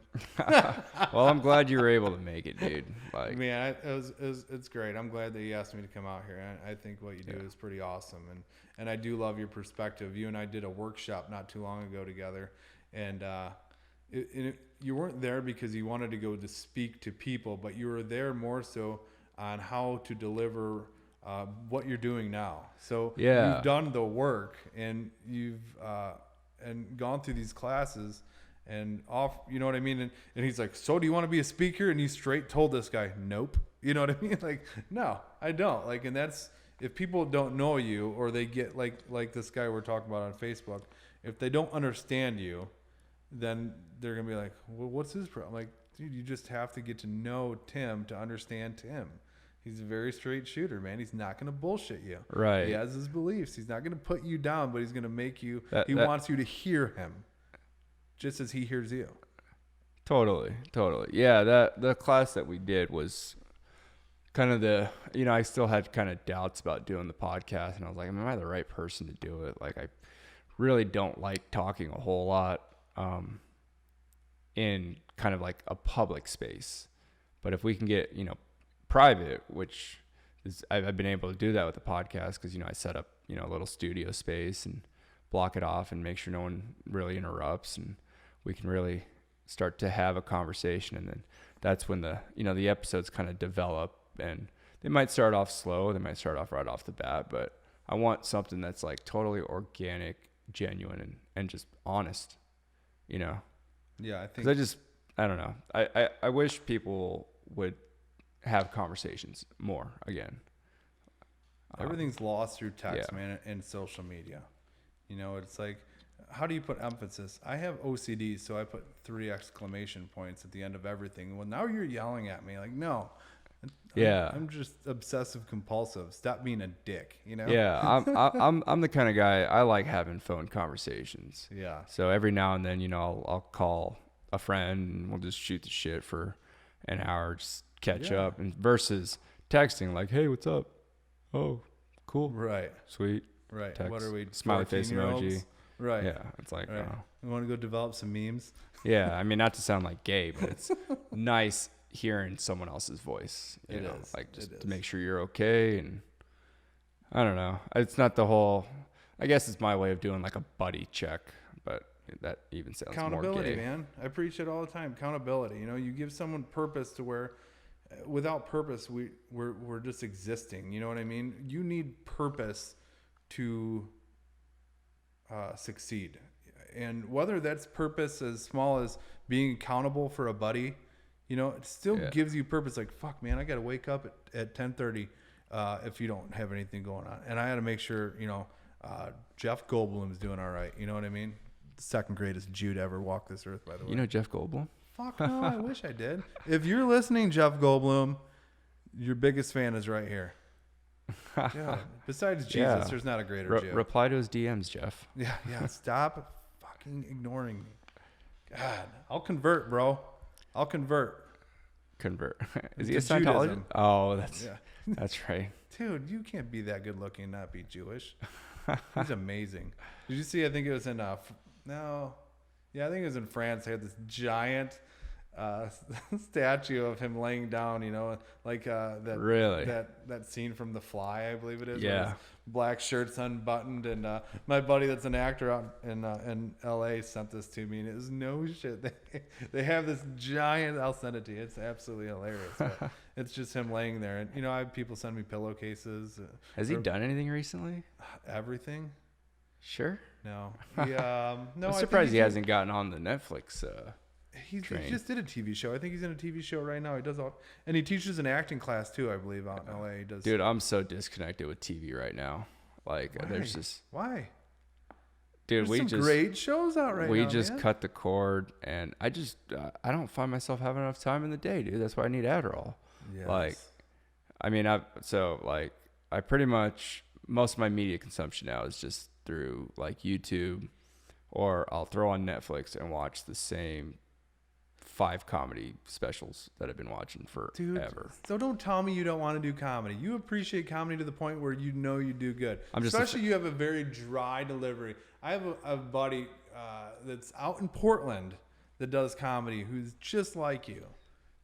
Dude, I'm not a showman, and you don't have to be. yeah, I'm just a big fanboy. I love. That's all right too. Yeah, there's some really. I mean, comedy right now is like in a good renaissance period where I think the podcasting is helping a lot of the comedians get out there, and there's just some solid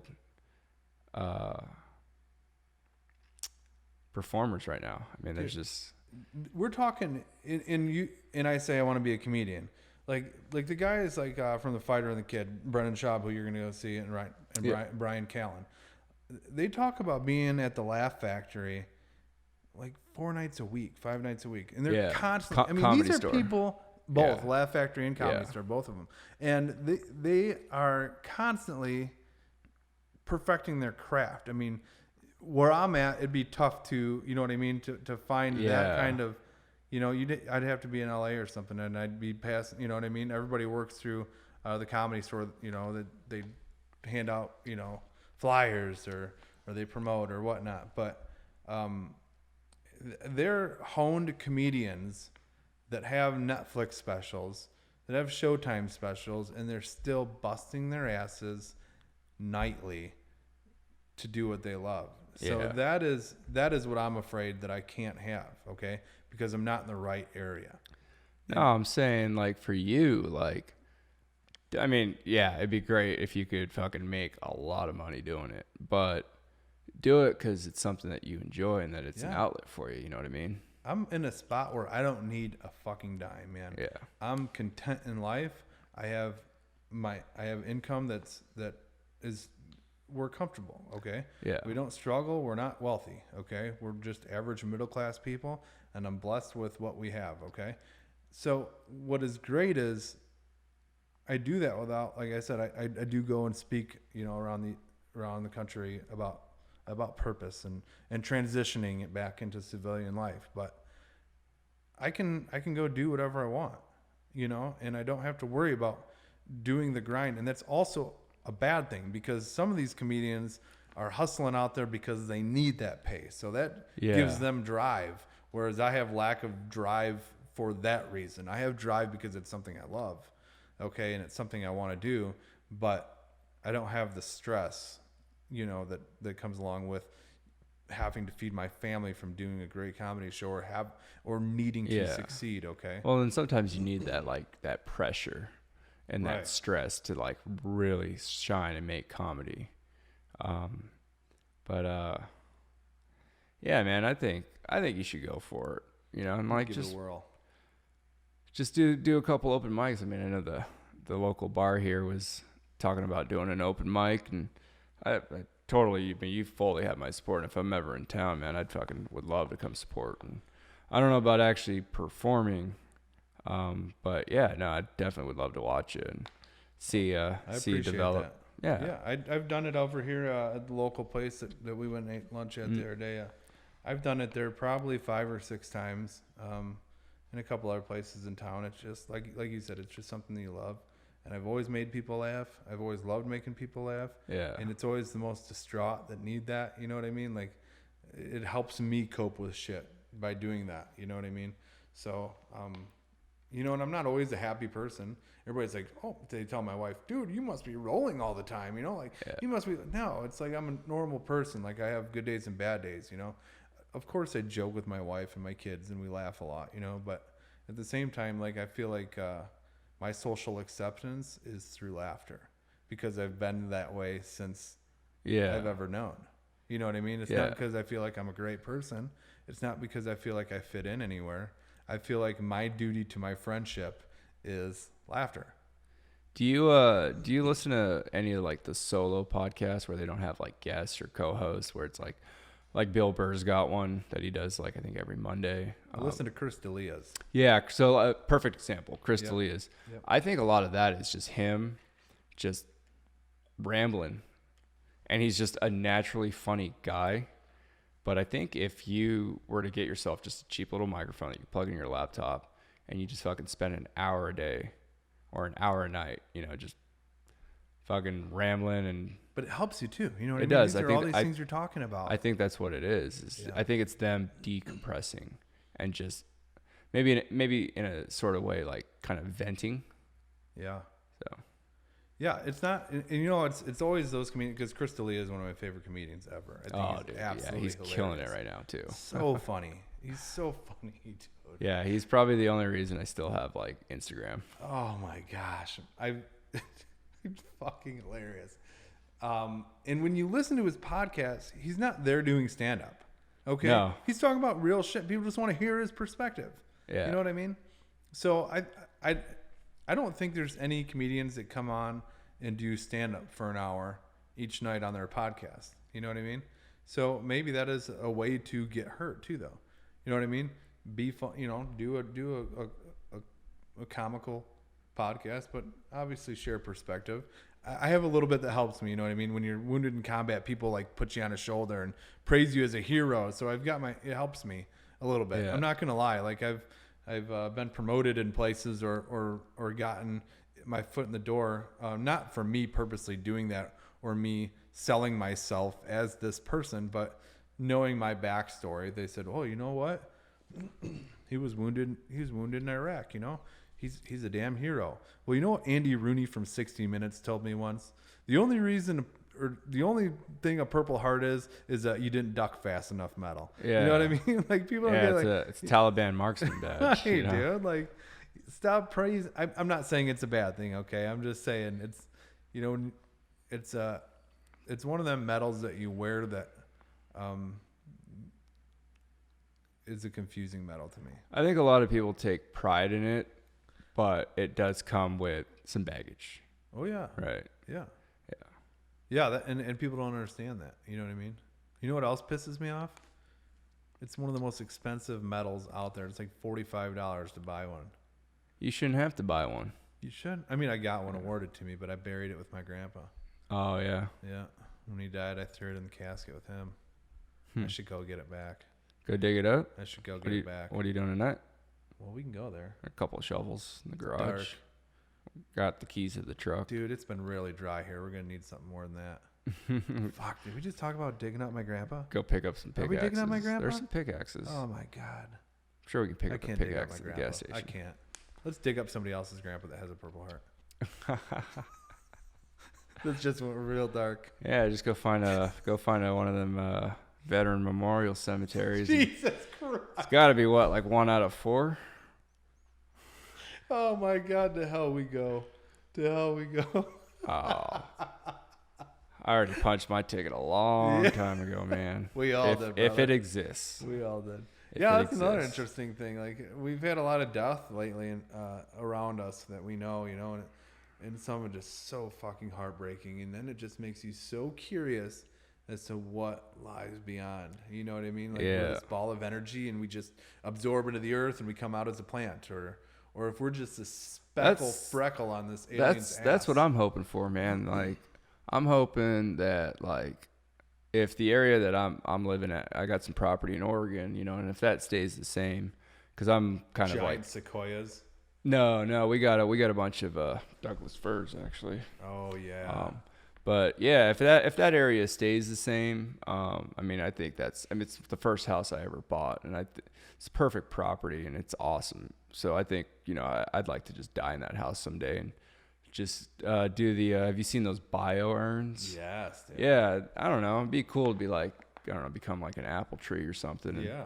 Like every year on my birthday, like my kids or grandkids just pick apples and make a little apple pie out of me or something. Yeah. It's fucking morbid but great. Morbid but great. No, I just read about those. Those are pretty interesting. Here's the thing though, like You know, that Bob Lazar guy is talking about Area 51, and now all these people want to rush Area 51. Good luck I with feel that. I feel like we're the speckle on a tick's ass on something so much larger. You know what I mean? Yeah. I feel like we look at cells through a microscope, and that's what we are onto something else. Yeah. You know what I mean? Dude, I had it really bad. So the one and only time I ever smoked spice was with an old buddy of mine who got drug tested. But What exactly is spice? It's spice like, is like a synthetic weed. weed. Okay. But we got some fucking weird strain, and I tripped the fuck out. And I felt like I was just a cell inside of a bigger organism. That was a premonition, guy. Well, I mean, you think about it. I mean, you give it a little bit of thought, and it kind of makes sense, right? Like, we are kind of like a lot of, okay, so I forget where I heard it, but there's a lot of like there's schools of thoughts where, like, you know, humans are cancer because we, you know, spread all over the earth, and we pave everything. we pave everything, and we cut down trees and everything. And if you think about it, like, maybe not like we are cancer, but like we are kind of, it's that like kind of like that singularity theory where Sure. like we are kind of like all working towards a goal, right? Like, we're all trying to get more technology or fuck, I can't talk right now. Technological. Yeah, like, we're always trying to advance that in fields of medicine, and we're all working towards like kind of a common Sure. goal. It's weird to think though, man, that we didn't do shit up until like 100 years ago. You know what I mean? I mean, the advances in man that have come. The Industrial Revolution Right. just boomed, and look how far we've come. And then we were talking about AI, and scary how shit. we're just gonna fucking jump 1,000 years within a minute. Yeah. And then our bodies. Well, everything's exponential, right? Well, you know? we wouldn't even be able to stand the grasp of what's going on. Like how. And what if, you know what I mean, when we die, that's, you know what I mean, we come back into one of those different realms. Or what if there really are ghosts and they're all around here watching you jerk off in the bathroom? Who knows, man? But yeah, no, I think once you're gone, you're gone. I think Go black. I think you just go into the deep, long sleep. Who knows? But Just like you don't know when you're sleeping, you don't really have any train of thought. yeah, it's just peace. And I think that's one of the most beautiful things about humans is that we like know the inevitable, like that we all are gonna die, and that we have one life to live, and that you just gotta fucking capitalize and just seize it because you got one shot at this motherfucker.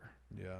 You know, and that's what's beautiful, man. Especially It's scary too. like, well, guys like me and you who have like kissed death, yeah. like right on the cheek, right on the lips, Sure. and fucking.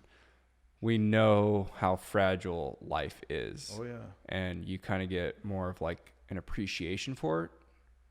You know, like the air is a little bit sweeter. Oh, yeah. I had my little girl, we went to the fair today, and they're on the Ferris wheel, and they keep coming around, and I keep seeing the smiling faces. Yeah, man. And they both look at me, and they give the I love you hand signal, you know?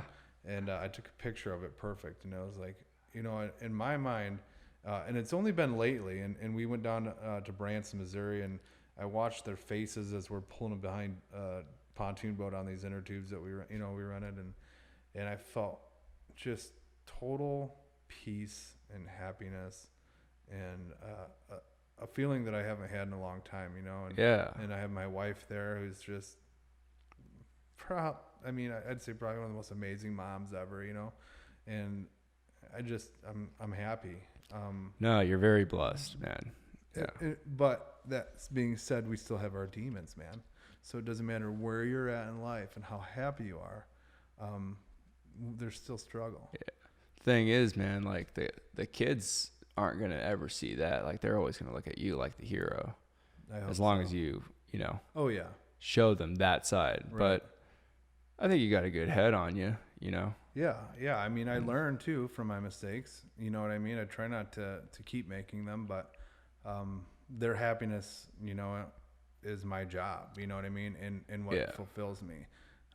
I want them to just have this amazing life, and a lot of the reason that I'm even here today is because of my wife. You know, when I met her, she had a 2-year-old daughter whose father had just passed away, And she basically said, knock the shit off and be, you know, this better person or this different person, a family guy, or, you know, we got to, you know, scoot.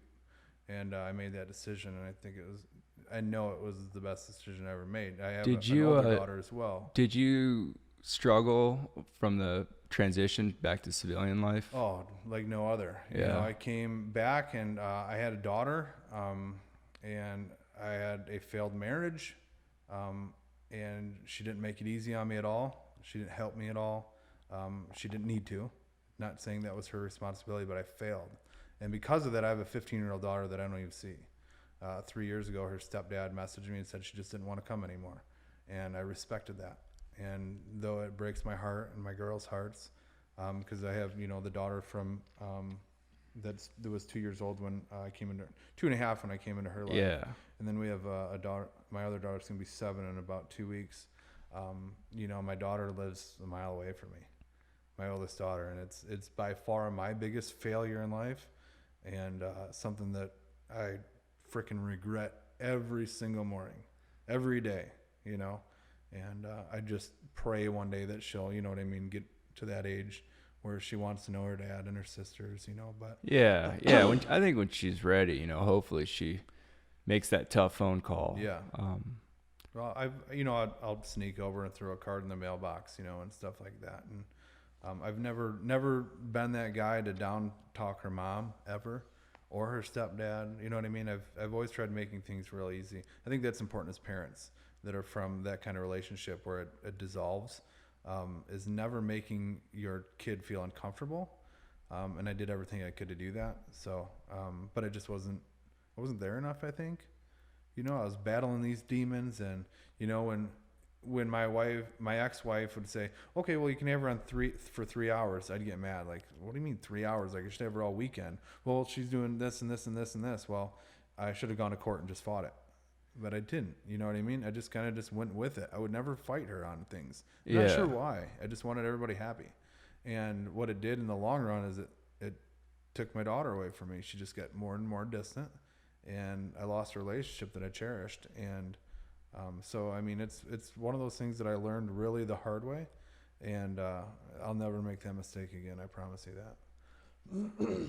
But finding fulfillment in my kids' lives or through their happiness is just. Yeah, like I said, I mean, I'm not a father, but like we have. Yeah. My cousin. Dude, come on, don't put that evil on me, dude. You're gonna do it. Please. Gonna sneak up on you. No, I'm pretty close with my cousin's kids, and they range from, well, one's only, I think she's just about to be just over a year, I think. But yeah, they range from, you know, toddlers to, I think the oldest one is 9 now, and yeah, I love like just the innocence of kids and just how in the moment they are, and that they're not worried about tomorrow or anything. Everything's in the now. Yeah. And I think it's a good way to look at life. I mean, of course, you should probably plan for the future and think ahead, but, you know, also live in the moment. Enjoy the fucking little things. I mean, cherish that innocence. Yeah, we were out at the range for, like 5 hours. And, you know, we're getting bored and fucking I want to go back. But I'm sitting there listening to, you know, some of the other vets that were shooting and just shooting the shit and talking about, you know, stuff they did overseas and what it was like. You know, obviously we're giving, you know, each other's branches shit. Right. Of course. But naturally. It's like living in the moment and enjoying the good times and realizing that, hey, these are good times right now. Yeah. These good times aren't always going to last, and there's going to be shitty times. But I think that's why it's important to like remember those things. That fucking like life is just a big cycle, right? It's just this fucking cycle of ups and downs and turnarounds, and it's just riding that roller coaster and just enjoying it.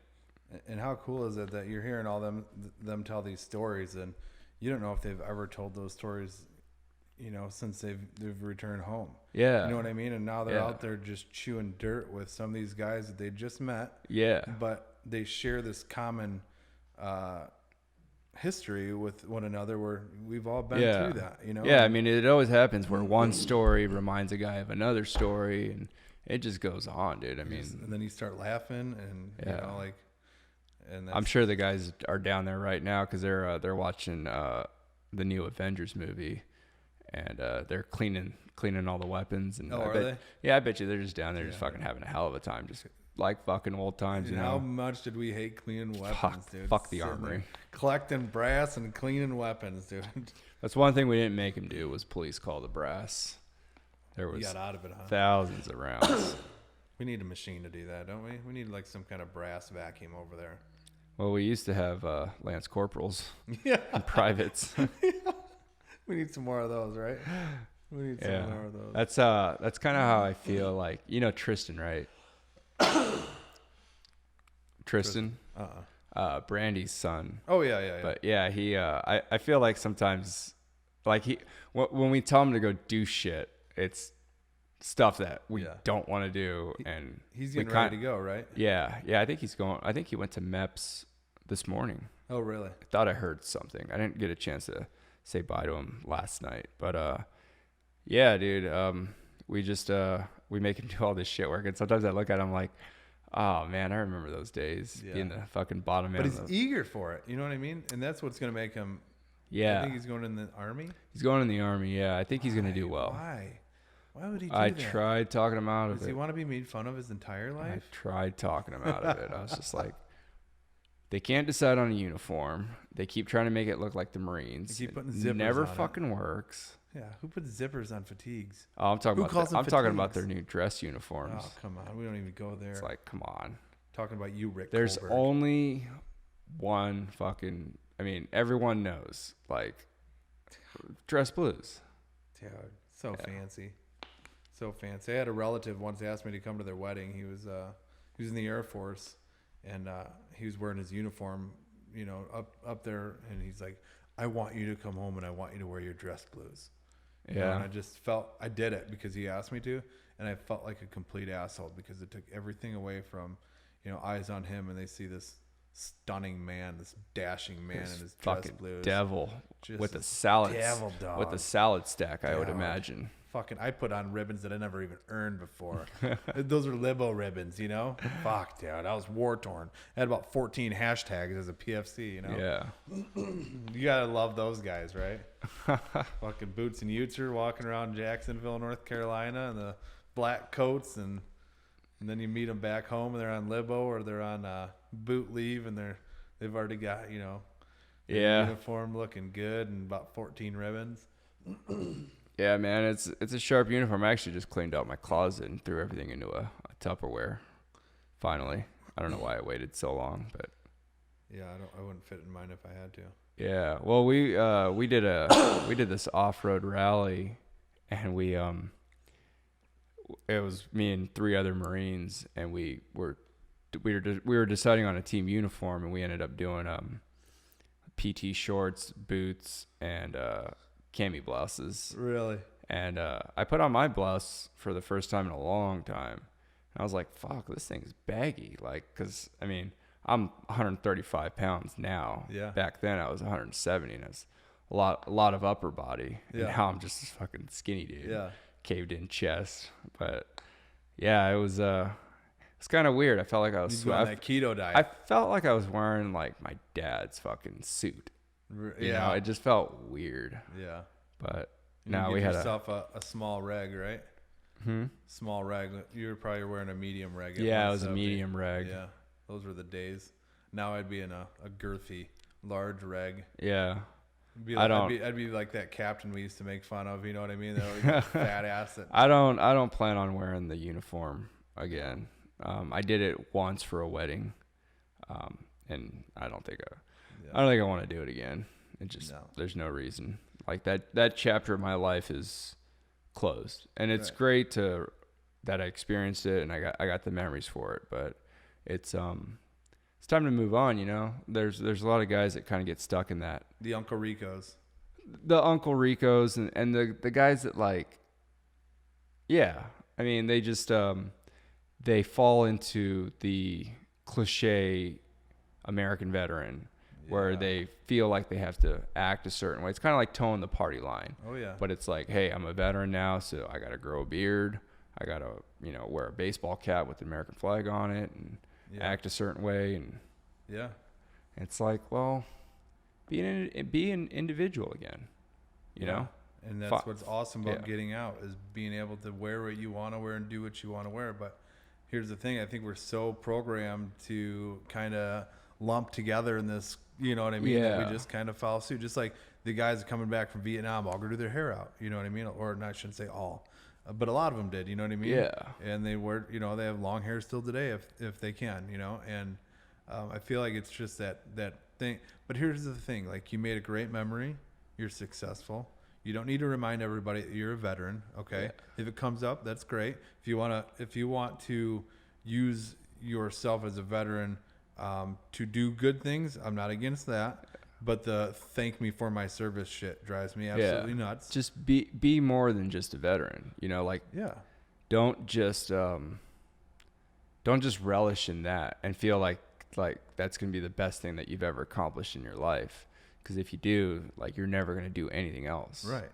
Start a new chapter, accomplish so much more. See, what's great about the military, especially the Marine Corps, is they awarded you some great discipline. And they give you some awesome tools to succeed in life. Yeah. You know, and as long as you can separate the arrogance, because there's a lot of arrogance and pride that is misconstrued as a fault to a point. Yeah. But if you can kind of filter that and use all of these motivation tactics and these steps into success, I mean, you can do some really great things in life. Yeah. I mean, like living, you know, with my disability, I mean, how many times a day am I having to adapt and improvise and overcome? Yeah. You know? Yet you have some guy over here bitching about everything because, you know, he gets 10, and I'm going to put 10% for PTSD, and he blames the VA for everything. You know what I mean? Right. And that shit irritates me. One thing we have to do as veterans once we get out is we need to represent ourselves even more honorably than we did while we served, I should say. Agreed. Because there are so many out there that use things as an excuse to get where they're at. Well, that gives a really bad name on veterans, okay? You don't get to act like a jackass. If you do, own up to it, take responsibility for your actions, and correct the mistake, okay? If you do it again, do the same thing, okay? I'm not saying you can't battle these mental illnesses and you can't struggle, because I do, okay?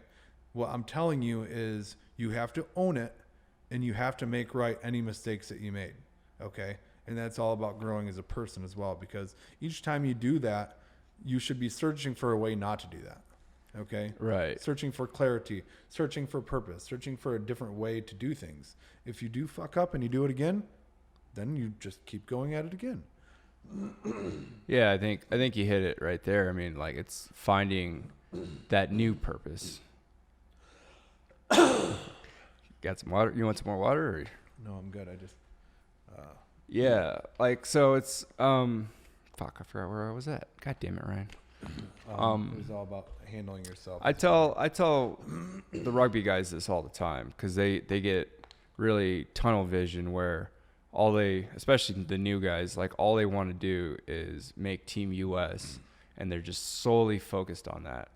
But it's like, if you grow in other aspects of your life, it's going to improve all the other aspects. Right. You know, it's kind of like, who was it? Fucking old samurai. Musashi, I think, said, like, if you, I don't want to fact check the shit out of you. I don't want to fucking butcher it, but I'm joking. He alluded something to where it's like, he was a master swordsman, like one of the deadliest swordsmen in Japan. And he wrote this book called The Five Rings. And he talks about, I'm really trying not to butcher it. But the gist of it is, like, if you're a mechanic, right, and all you do is work on cars, if you pick up something such as, like, painting, you're going to find things in painting that you can apply to cars. Same with, you know, working on cars, you're going to find something that's going to apply to painting. Right. Maybe it's how you hold the brush or whatever the fuck. But it's don't just pigeonhole yourself into this one thing. And I feel like a lot of veterans do that. Oh yeah, where agree. it's all they want to do. All they do is fucking the 10 days before they got out. All they could talk about was how, you know, they were looking forward to civilian life and How they hated the fuck military. all this. Yeah. And like, I'm never fucking taking orders. I'm not going to shave for fucking 5 years or whatever. And then they get out, and then now they're like talking about re-enlisting, or they sit and follow, you know, like the different, I don't know if there's still forums, but the different, I guess that's maybe like Facebook groups now, and they try to relive that heyday. Yeah. And it's like, man, you got to move on. You got a whole life ahead of you. And one of the blessings is, especially for the combat veterans, you've probably have done the hardest thing you'll ever do in your life. And it's all fucking downhill from there. I mean, you know, you think about like the shitty times that you have at like work or whatever. You just think, well, fucking, at least I'm not getting shot at in Baghdad right now. Right. And that's, I mean, that's a blessing in a way, you know what I mean? We've gotten to handle ourselves a little differently now because we've been through a lot of shit. And even before that, like I had life experience, you know, before I even joined the military. And I just use those things to start a new chapter. So, when I do things now, I travel around the country I call myself Beneath the Beard, and I advocate for hiring veterans, but not only hiring veterans, but searching for military and civilians to find purpose again. Because like I said, purpose gives you value of life. Without purpose, we fail. And finding fulfillment as well. So I do kind of I tell my story of how I was injured, but I don't live in my, you know what, thank me, you know what I mean? I'm not looking for your challenge coin. I'm not asking you to shake my hand and thank me for my service. I hate that kind of attention. I appreciate it, and I'm never going to be that guy on Memorial Day saying, well, you don't know what this is. You don't thank someone for their service on Memorial Day. Like, stop being dicks, okay? Yeah. You know what? Appreciate anybody that's going to appreciate what you did, and stop being that fucking guy that corrects them, okay? And or you know at least what? Or the fireworks thing on the 4th of July. Shut up. That is garbage. But shut up. Like, yeah, you know I mean, what? You look like an asshole. Just buy some earmuffs. Be thankful that someone took the time out of their day to come up and say hi to you. How many times you get thanked for your service on Memorial Day and you hear someone like, well, I'm sorry, but we don't thank people for like, shut up. Yeah. Well, you know, you got to put yourself in their shoes and just be like, they got something out of thanking you. Yeah. Like they feel better about themselves. So like, they why do you want to take that away? Regardless of what day it is, you know, like. But they're out there, man. You see it every Memorial Day. You see it every single Memorial Day, man. It's some asshole that's, you know, that's not what Memorial Day's about. Barbecues and everything else. Like, dude, do whatever you want on Memorial Day. Yeah. You know what I mean? We're celebrating a day with family because of those who died. You know what I mean? If they want to do barbecues, let them fucking do barbecues. Because I guarantee you, if you were able to, like, bring all those guys back, they'd be telling you, do whatever. That's what we fought for. Right. You know? But no, you have to, you know, and it's always the guys that have done shit in life. You know what I mean? That's what I've noticed. It's always those guys that just need that attention on social media. Yeah. That are so struggling. And I can't stand it. Like, if someone's going to thank you for your service, you better be appreciative of that person thanking you, and you better tell them thank you in return. Because that's the only answer to that. That's all I ever say. It's just Same here. Thank you. Same here. Yeah. I appreciate every bit of it. And that's one thing as a veteran that you should uphold is appreciation for everybody that appreciates you, and you appreciate them. Because you know what? How many times have people told you they wanted to serve and they didn't? You know, whether their story is bullshit or not, they're telling you that story because they respect what you did. Okay? Right. Stop saying like, well, yeah, you had shin splints, or your knees were bad, or this or that. Who cares? Okay? If they're telling you that story, they're jealous of what you did, or they're not jealous, but they're proud of what you did, and they wish they would have done it. Maybe a little, maybe jealous is too strong a word, but definitely like maybe some envy. Maybe envy is not even the right word, but maybe they kind of want to picture themselves like what if I did that? Yeah. You know? Yeah.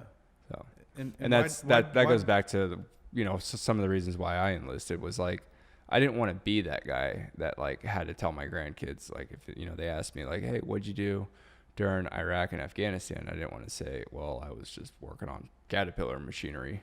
Right. You know, I wanted to be able to tell them like, yeah, I enlisted. Right. So. It's one of my pet peeves. And, you know, one of the other things that I can't stand is when someone comes up to me and it's like, yeah, well, I served, but, you know, I didn't serve in combat or anything. When someone denounces and discounts their own service to our country, it's one of my biggest pet peeves. First of all, everybody that served, I'm extremely grateful for. I would never put what I did over what you did, okay? I never say my job is more important than yours, because it's not, okay? We all do a job, and it all kind of fits into this puzzle, as in whether it's support or whether you're kicking doors in. The accomplished mission is only due because of the support and logistics of the mission. I think you're always right where you're supposed to be. Sure. You know, like when I signed up, I wanted to be a tank operator, and you know, drew the card and got tracks. And at first I was kind of pissed off, but then got to Del Mar and I was like, well, shit, it is kind of nice being, you know, 2 blocks from the beach. You know, broke my neck on broke my neck on that same beach, and that fucking sucked. And a lot of times I thought, man, fuck, like if I would have just gotten tanks, I would have been at 29 Palms, fucking 100 miles away from any ocean. Miserable. Probably miserable. Who knows how I would have turned out. But like I always kind of think like, well, fucking everything happens for a reason, and you're always where you're supposed to be. I think everything is in tune and in balance, and you might not see it right away, but whether it happened there or 29 Palms, if it was something was meant to happen, right. you're saying it would have happened.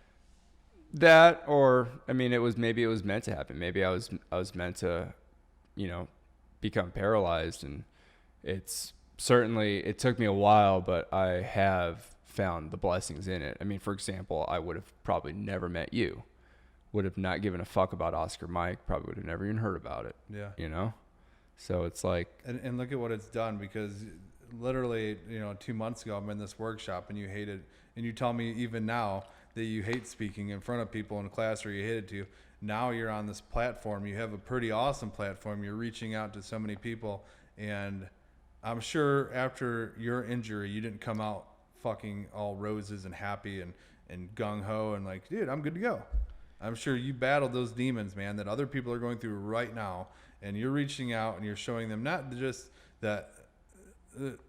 because of the subject they can relate to, but the fact that you're doing something that's pretty awesome. Because doing the podcast, to me, is one of my goals in life, because I think it's absolutely fantastic, and you're good at it.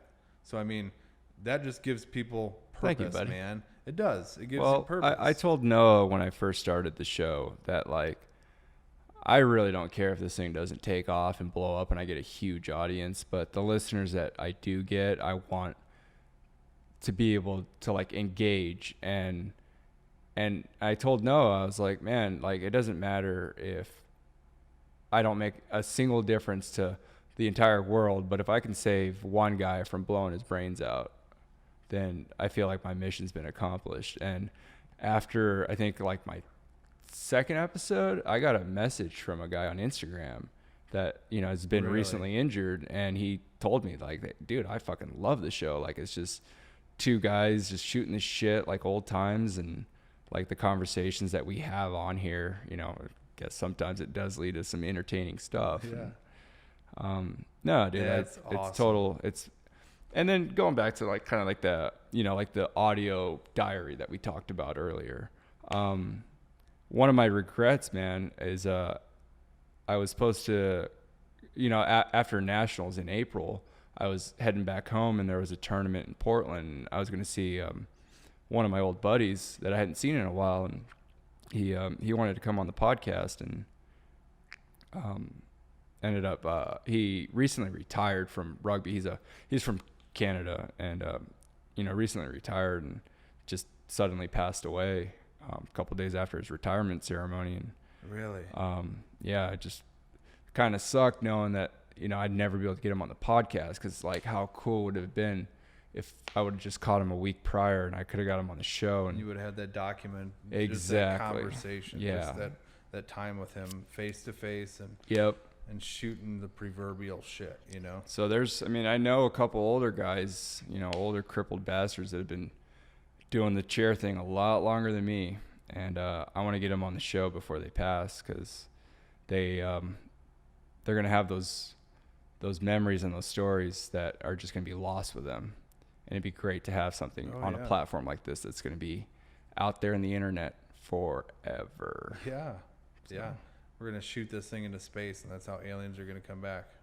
Yeah. The Elon Musk said he's going to shoot. Doesn't he shoot like different recordings out to space? So that I know we did that with that golden record that we blasted off. The shittiest music ever.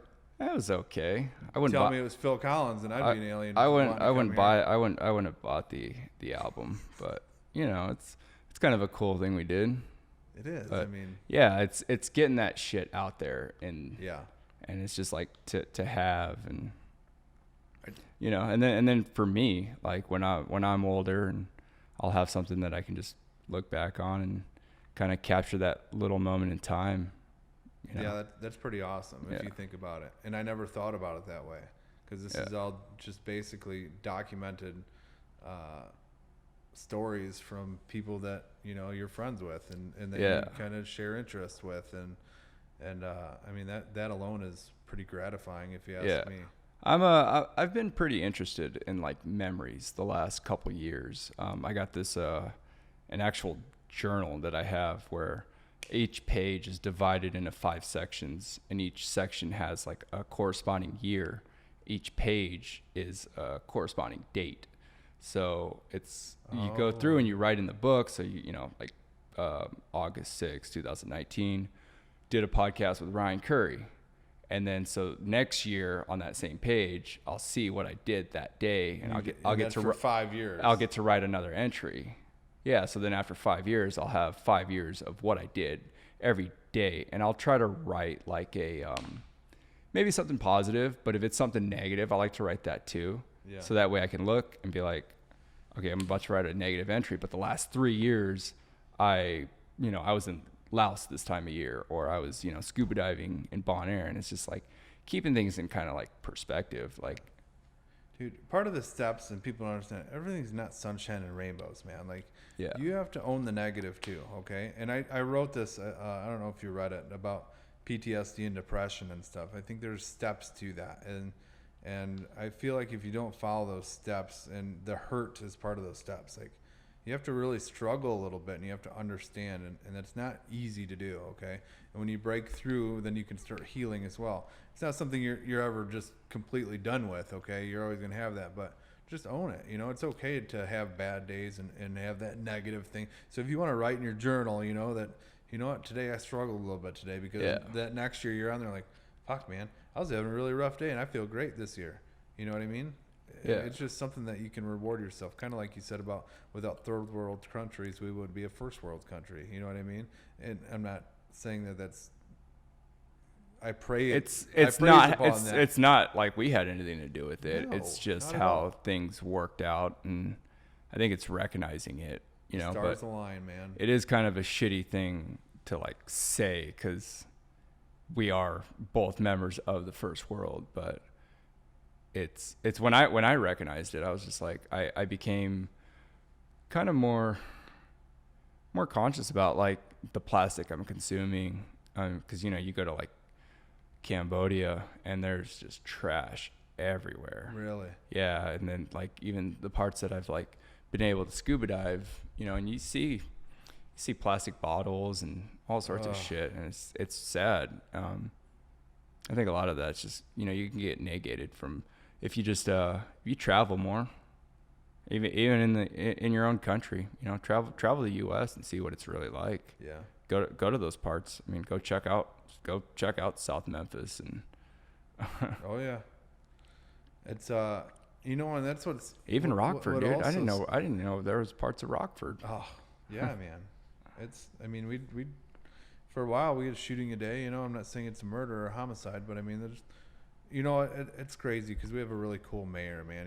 He's really down to earth. He's a young guy, you know, and in one time I had this meeting with him and I'm like nervous and this, you know, not really nervous, but he dropped an F-bomb within like 7 minutes and I was like, God, I like this guy. You know what I mean? That's a good politician. He's not on my side of politics by any means. But I don't care about that shit. You know what I mean? Like if there's someone that's going to help me and I respect and I like, I'm going to respect it. You know what I mean? Yeah. And I get shit on a lot for that because if, you know, I'm not straight down the right side, someone's going to, you know, they judge you for it. Your own party per se. But I hate the party system. So it's like, well, I wonder what the end game there is like, are we just supposed to be completely divided right. and there's going to be, is that your goal? Like, there's got to be a compromise somewhere. Like, yeah, like what, like if you think about like, yeah, sit down and just think about that for a minute. Like, what is the end game? It's like those people. Are you trying to convert everyone to the right? Like, because that's never going to happen. Never going to happen. And you know, why would you want that? That's not how the world's supposed to operate. It shouldn't be. Yeah. There's a reason we have a partied system. Not that I like the way it is, but we're supposed to challenge one another to a point where we find a middle ground, though. Yeah. We don't challenge each other to the point where we never speak to each other again. Right. Okay. And I think that's a common misconception is you have to win your argument because it puts you on this high horse. Like, stop with it. Find gray area. Okay. And these are the people that are running our country that can't do that. You know what I mean? And that's a sad area. You know? Yeah. And if we're the leading country in government and whatnot, we're portraying ourselves like complete jackasses. Oh, dude, we've been a joke for a long time. I know it. Yeah. Here's the thing. If we didn't have a great economy, we'd be laughing stock of the world. You know what I mean? But what we have are patriots, man. And I think that the United States is the greatest country in the world because we have these fucking just patriots. And they're on both sides. Like the stereotype where Democrats are basement dwelling, bear cuddling, safe space seeking people that hate America is not true at all. Like a lot of my friends that lean left are no different in my beliefs than I am. I mean, we share so many common ideas and interests, and the only difference is the way you get to the answer. Okay. And that's where it's not. Why do we make everything so fucking difficult? Yeah. We do. We make everything so complex. Well, the scariest part is like life, man. The scariest part is like when people are talking about like a civil war, and people it's like, want it. Yeah, and like when you really sit down and think about that, like those are you imagine how ignorant people. How bloody the last Civil War was. Ignorant people that have never seen combat feel like it'd be great having people murdered in their front yard because well, just read a history book where your children are. Like just the brutality of the Civil War, and then to think that we had 150 years or however long it's been to develop advanced weapons, and now you want it again. Yeah. It doesn't happen like it did. We don't have battlefronts in cornfields that you fight in. You have built up areas and adversaries that you don't know who is friend or foe. It's not like you're fighting in Iraq again. Yeah, okay? it's going to be a total. You're not wearing. It's going to be a Union situation. or you know what I mean, or Confederate uniform. Okay, right. You don't get handed a uniform for a Republican or Democrat. And it's not even like North versus South. I mean, it's neighbor versus neighbor. What are you fighting for? What? Yeah. And for what? Yeah. There's no end game.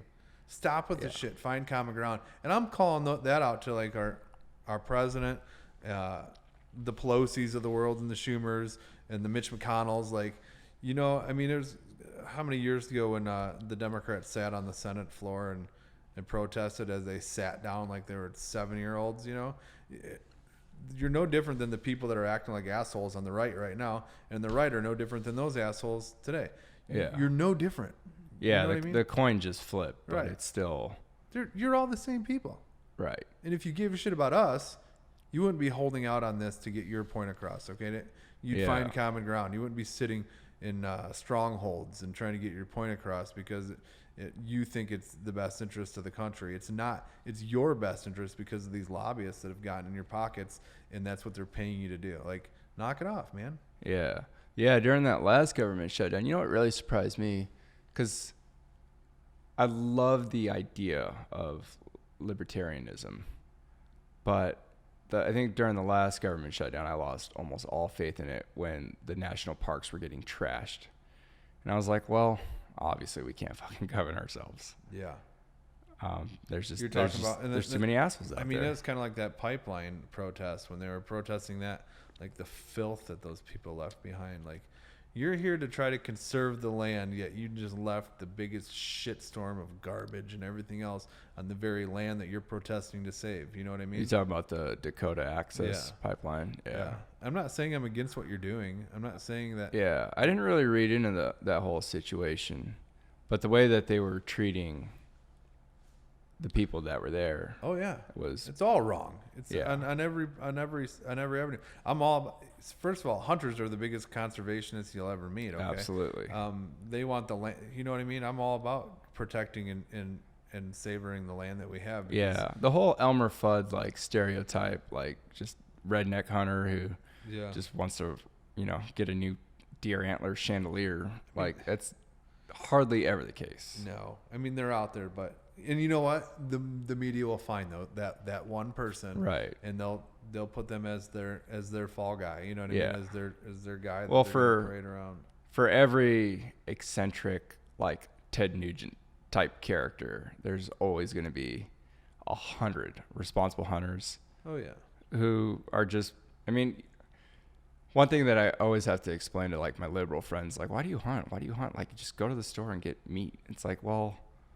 How many hands has that, piece of steak been passed through or that chicken been passed through? And what kind of living conditions did that animal have? Especially chickens, man. Versus a deer that is out in nature just fucking doing deer things. Yeah. And he's living the best life. And this is going to sound fucking brutal, but taking a 30-06 to the lung is going to be the cleanest death that animal is going to get because next time winter rolls around, if he doesn't fucking make his migration, he's going to fucking freeze. He's going to starve. He's going to get fucking eaten by a wolf. Oh, yeah. Like, and the thing is, they say that animals can, like, absorb fear, too. Have you ever heard that? Or, like, meat, like, when an animal is locked in this cage and it's about to get killed, it's frantic and it shoots all this. I've heard that about these serotonin and shit through their body and these chemicals, and then they slaughter them. You know what I mean? Yeah. They pick these cows up by their feet. I've heard that about fish. All of it. About you know like what I mean? tuna. They're scared to death. You know what I mean? And then you're absorbing that. And I'm a big seeker of that kind of hippie side of energy thing. Like when I'm out in nature, I'm appreciating my surroundings. I appreciate the animal of the life that I'm going to take. And I don't celebrate it. Okay. I might be proud of what I did. Well, as soon as you see that animal drop, I mean, I've only ever dropped one, but like you can't help but feel a little bit of remorse or a little bit of sadness might be the right word. Oh yeah. But you definitely don't feel happy. No.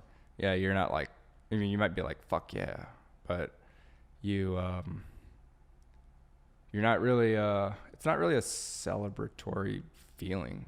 At least in my experience. And you're personal with that animal, okay? Because how many times have you been up face to face with a deer? You don't, okay, unless it's dead. Yeah. And after you take its life, you appreciate its beauty a little bit more. Yeah. Because you're now face to face with it. I'm a firm believer is you clean what you eat, okay? You do the work, okay? So I'm field dressing that deer. I'm doing everything I need to that deer. And all the while, I'm doing that work or dragging it back is I'm in pain because of my injuries. Like I'm suffering while I'm doing this. You know what I mean? I'm trying and oddly, I'm trying to hurt a little bit more so that I can do the animal a little bit more justice. You know what I mean? You still hunt, right? I do. Yeah. What do you got? What do you guys got out here? Just mule? White-tailed deer. Okay.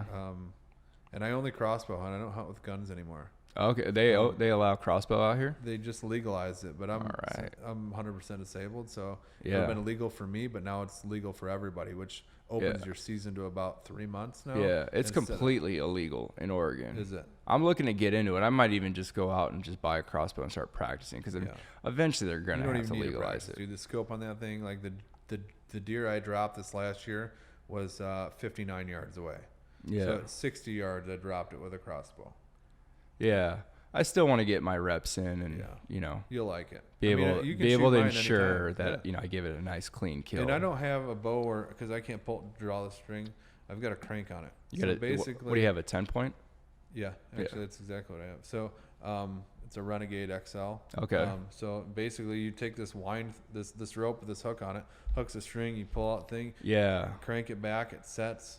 You release, put the handle away, and then it's great. And I shouldn't say I don't hunt deer with a gun anymore, but I do duck hunt.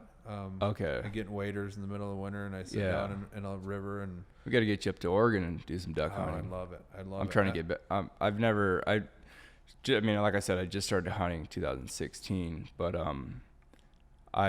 Oregon's like duck country, man, and they have accessible deer blinds. Really? That we can get to. So yeah, I just started shooting clays. I don't want to say just, but I got introduced to shooting clays again. Yeah.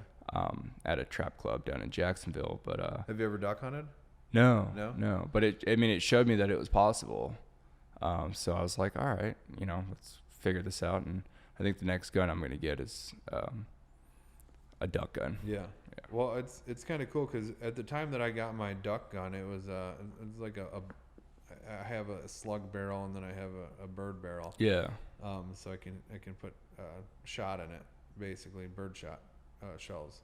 So it was cool. I could cross, back over. Thing is, I've only shot one deer with a shotgun. The rest, been with a bow. Yeah. So, but I like being out in nature. You know what I mean? It's my break. I'm sitting out there You in feel the cold. completely different when you're out in the elements. Yeah, even if I don't see a damn animal at all. Like if I'm not out there and I see anything, I appreciate it, Yeah. The only thing that I will kill without eating is coyotes. They decimated our pheasant and rabbit population, and they're just fucking evil animals, man. Yeah. And I still feel like complete shit after I shoot one, Yeah, well that's kind of out of necessity. It is, which is understandable. And I don't have that situation where I'm at. You guys don't have a nuisance animal? Yeah. Oh, we have coyotes, but I don't have any livestock or chickens or anything. But they're killing people's dogs.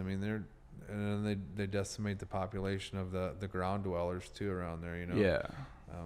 But they're just and I still haven't shot very many, because I'm just not a great coyote hunter, I guess. But I just like getting out and just being with my friends. Yeah, even man. when I'm in my worst pain, you get out there and you just kind of struggle through it and just shoot the shit with your buddies, Yeah, that was the best part of my hunting experience was just getting out, and it's the first time that I took the track chair into like some deep shit, and it was just cool just to be able to access some lands that I wouldn't be able to from my wheelchair. Is it your track chair? Yeah, I got one through the Independence Fund. That's fantastic. Thank you, Bill Riley. That's awesome. But it's dude, I did a marathon last month, and it was through like the Coast Range in Oregon. Beautiful. Was it just awesome? Gorgeous. Yeah, a lot of just old growth forests, and it's a temperate rainforest, so it's just a lot of just green, and man, the trail was just gorgeous. And never been to the Northwest. Oh, we got to get you out there. I know it. Yeah, we got to get you out there. But yeah, man, it was cool. It was just having a nice little 26.2 mile stroll in nature. That's it, huh? There was a couple times where I was thinking, fuck, like if a mountain lion jumped out and just wanted to jack me up, your bait totally could. I would never see him coming. But you didn't have your dive knife? I'm not carrying that weight, dude. No, I'm just saying. We'd always be finning in the middle of the water, and you'd feel something bumpy, and you always have your dive knife, wait, just in case you needed to stab a shark in the head. But obviously that never happened. But no, that's pretty awesome. And again, like, man, you get to share. You just did a 26.2 mile through the wilderness in a chair. Yeah. How many people are listening to this right now knew that you couldn't even do shit like that? I didn't even know if it was possible. Well, now how many people? Yeah, I don't. So I did it as a challenge, and you know, people do marathons all the time in like their hand cycles or the racing chairs. But I always feel like you always get a mechanical advantage because you look at those times that they're doing. Dude, I just signed up for a marathon in Florida, the A1A marathon in Fort Lauderdale. Oh, really? It's completely flat, and they allow hand cycles on it. And I looked up the times. These guys are fucking doing it in sub 1 hour. Oh, wow. Yeah, they're doing like 55 minutes, like 3-minute miles.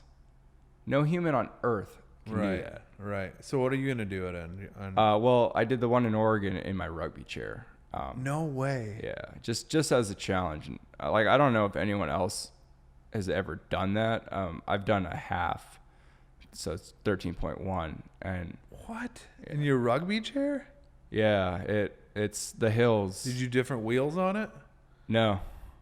No, the only thing I did different was I taped up my hands really well, like underneath my gloves, because I mean you could see my knuckles are still kind of beat up, and those were from training, and I just wrapped my hands really good during the full marathon. Unbelievable. It was good. I feel like I might have cheated a little bit because there was a good section that was just 7 miles. You didn't cheat. Practically man. downhill. I don't well, care. 7 miles downhill when you barely have to push. So that's why I wanted to kind of redo it and do all the flat surfaces. Yeah, the A1A is one of the flattest in the country. Chicago's pretty flat, and is it? Noah's been doing laps around the lake training because he's signed up. And really, yeah, I think I think he's embarrassed to do it in a hand cycle again because I kind of called him out. I was like, oh, come on, dude, like. Good. That'd be like you doing a marathon in a bicycle. Yeah. Like, no knock against like bicyclists, but without a seat. Yeah. No, that's dangerous. Yeah. Dude. I mean, you look at all the bike races, and they're all over 26 miles. So it's like, challenge yourself, and that's why I wanted to do it. And that, you know, I had to skip the vet games this year, just because the vet games for me isn't that competitive outlet. Like, I mean, there is competition. Yeah. But it's not a challenge. And I always feel like I got this firm belief that like we grow when we're challenged, and that like like humans, especially like men, we're kind of wired to respond to certain stressors. And that's how we grow. Kind of like when you like lift weights, you know, and you shred your muscles, but then when they, you know, repair themselves, they grow back bigger. And I feel like your mind's the same way. Yeah. Like you're supposed to respond to certain stresses, and that bitch is supposed to get ripped up, but you got to put it back together, and it's going to be stronger. Yeah. That's a good outlook to have. But I mean, how many people now that are going to listen to this and they'll be like, you know, I'm not stuck here. You know what I mean? I'm not stuck not doing shit. Like, there are so many things you can do in a chair that everybody else can get to too. I mean, stop limiting. People limit themselves, and once you do that, you're defeated in your own mind. Once you defeat your own mind, you're set for failure. Yeah. You're set for failure. You're never going to succeed in something that you've already beat yourself up with in your own mind. I mean, that's a grim place to be, man. I really wish I could put that mindset and like what I know now into my body when I was an active duty Marine. Cause like once I got through like boot camp and SY and everything, I was just kind of coasting, and I was just going through the motions. Yeah. And it was like, well, you can always be better. Yeah. We get wiser as we get older. I mean, that's, you know what I mean? I always say that I was a late bloomer, man. Like, I matured really late. I still am pretty immature, which gives me that outlet for comedy. I'm really fucking immature. Like, I still laugh at the dumbest shit. You know what I mean? Somebody farts on an airplane, I'm laughing. You know what I mean? I find it funny. I find it stupid, and I just love it. A little kid falls, if he's not hurt bad, you know what I mean? Like, I'm laughing my ass off. Like, just stupid humor, you know? And I feel like that's important, you know? Yeah.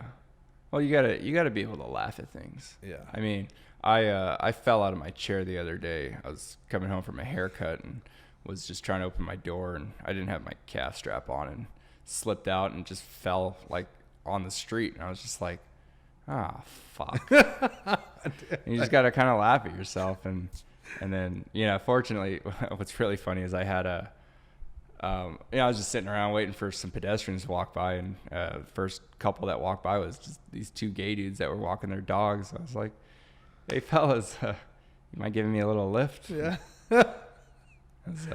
That's awesome. Yeah.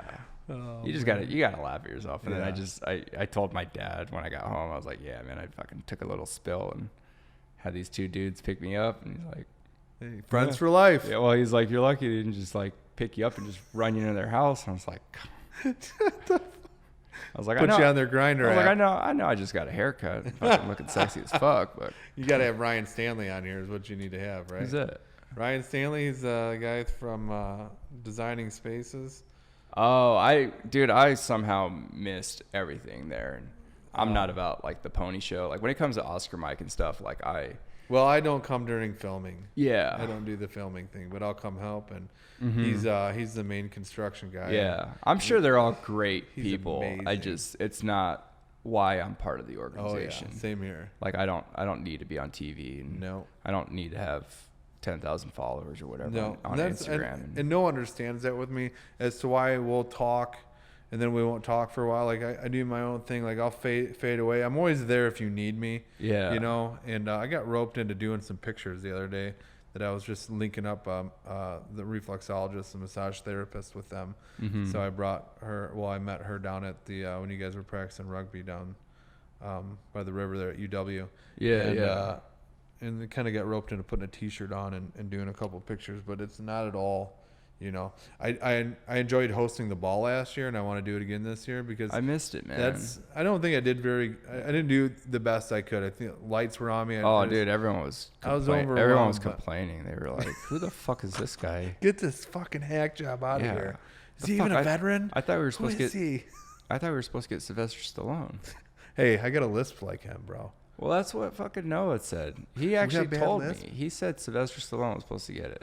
Fuck and I was like, Stallone. okay, maybe I'll consider coming. You tell me, did you get Jeff Goldblum there and Phil Collins? There's nothing I won't go. Jeff Goldblum and Phil Collins. They keep coming up, man. My favorite people in the world, besides my family. Like Phil Collins is playing in October in Pennsylvania. They seem like good people. So Phil Collins, if you're listening right now, I think you should throw some tickets our way. Where's he playing? He's in Pittsburgh. Okay. It's kind of a drive. October 1st. I'm making it, man. You would do it. It says not dead yet tour. My mom took me when I was like 8 or 9 years old. This is my first concert. Yeah. And you won't find a bigger fan. Right on. My wife even said it's cool if you link up with his daughter. She's a movie star, Lily Collins. You ever see The Blind Side? Yeah. You know the daughter in that movie? I guess. Yeah, that's her. Wasn't really memorable. That's Phil's daughter, and I miss her so. Okay. She's so a little beautiful. creepy.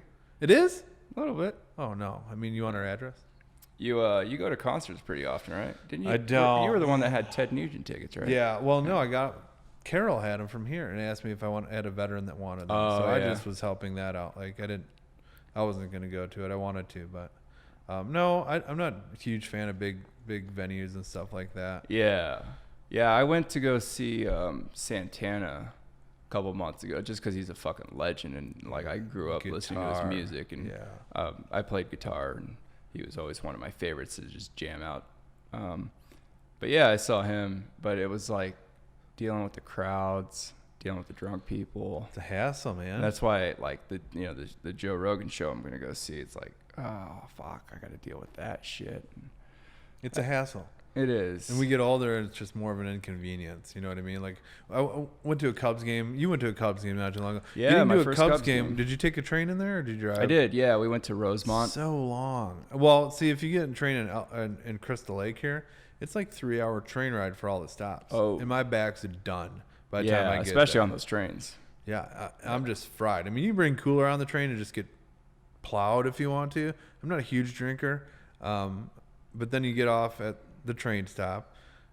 And you have to go down to a limo, or they have limos that are there to pick you up, and for anybody, you just basically pay $15 and you just drink beer in the limo to the field. Oh, I got you. But I thought you meant it was like a public service. I was like, well, it fuck. is. That's well, basically. Yeah, you're paying for it. Yeah, I thought you meant like they take the limo in. No, it's just better than the bus. You know what I mean? It takes you down to Wrigley, but yeah, it's such a to-do, man. And traveling 4 hours there, 4 hours back, and then a 3.5-hour game. Like, yeah. my body can't take it anymore. So it's,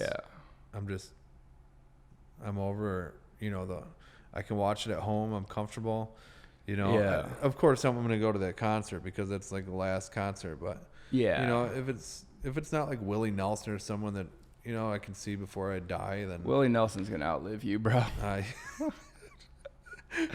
I saw, speaking of memes, I saw a funny meme the other day, and it was did the Russians make it? It might have been, but I don't know what purpose they're going to serve. But it was like, this generation's going to have to start thinking about what kind of world they want to leave for Willie Nelson, for Willie Nelson and Mick Jagger. Oh my God, dude. They're so old. You can't live that life and live that long. You know what I mean? They're aliens. Yeah. I'm not saying they're aliens, but they're aliens. That's what Merle Haggard said before he died. He said, he knew he was having all these health problems, but he's like, the only thing that's keeping me alive is the thing that's killing me. They were trying to get him to stop touring. And he's just like, I can't. Like, this is... Once I stop. It's like those people that retire and then die a year later. Yeah. Man. Purpose, bro. His purpose in life is what he loved doing, People are afraid that once they stop doing that, you know what I mean, they're going to fade away. And a lot of things with veterans, to kind of bring the wheel back, is they're afraid to not have attention anymore. And when you're serving our country, whether you're a front runner on that pedestal, you're still looked at as a hero no matter what. Well, when you assimilate back into civilian life, now you're blending in with general pop. And it's really tough to go from feeling this importance and then to transitioning back to general pop and just trying to live a normal life. Why does it seem like it's just been our generation of veterans, like OEF, OIF, like, because it seems like, World War II led the example and they set the bar really high where they came back, they didn't talk about anything. They just wanted to move on and get on with their lives. Same with, Vietnam. Korea. It all goes back in basically the way society is and parenting is, okay? When you were in World War II, you had the Great Depression just prior to that, and then you had the Industrial Revolution, then you had everybody had jobs, okay? Everybody worked, all right? And you had a very strict discipline in how things were supposed to be, all right? You had purpose because the way of life you led prior to joining the military and what was going on in your family throughout life. Now you have an adapted ideology on what life is, and everything's accepted and everybody's coddled, and no matter what you do, you're not allowed to have someone take responsibility for their actions. They're just an excuse is made for them. Whereas I'm not saying that we have to be 1942 men and women where women should not work and men should. I'm all about empowering women. I'm a dad of daughters, okay? I'd be a complete jackass if I didn't want to empower women. But we also need to understand that there's a way to raise children nowadays that they can understand the importance of success through work ethic. Okay. Work ethic's been lost, since the 80s. Okay. and it's just a trickle down from there. Okay. They say the 80s were the last great generation. Okay. Or the last good generation. Well, I don't agree with that saying at all. Okay. It's just the last generation that had that kind of stereotype or that kind of way of life. Now I think the only thing that we can do as a service to benefit our kids is to raise them knowing, my kids don't see me work. Okay. They know that they see me on TV once in a while, or they see me or they know I'm going to do comedy, or they see me or they know that I go and I do talks. I got a big talk coming up in Miami in a couple months, which is my biggest ever. And so they know I do things, and they understand I was in the military, and I try to tell them, like, look, this isn't a normal life. Like, normally people are working, their dads and moms are gone all day, every day. Yeah. Okay. My wife works for a family business, which the kids can go over there if they want to. They work out of, my sister-in-law's home, brother-in-law's home, and dad's, if he doesn't have meetings or something going on in the community or somewhere, I'm home too.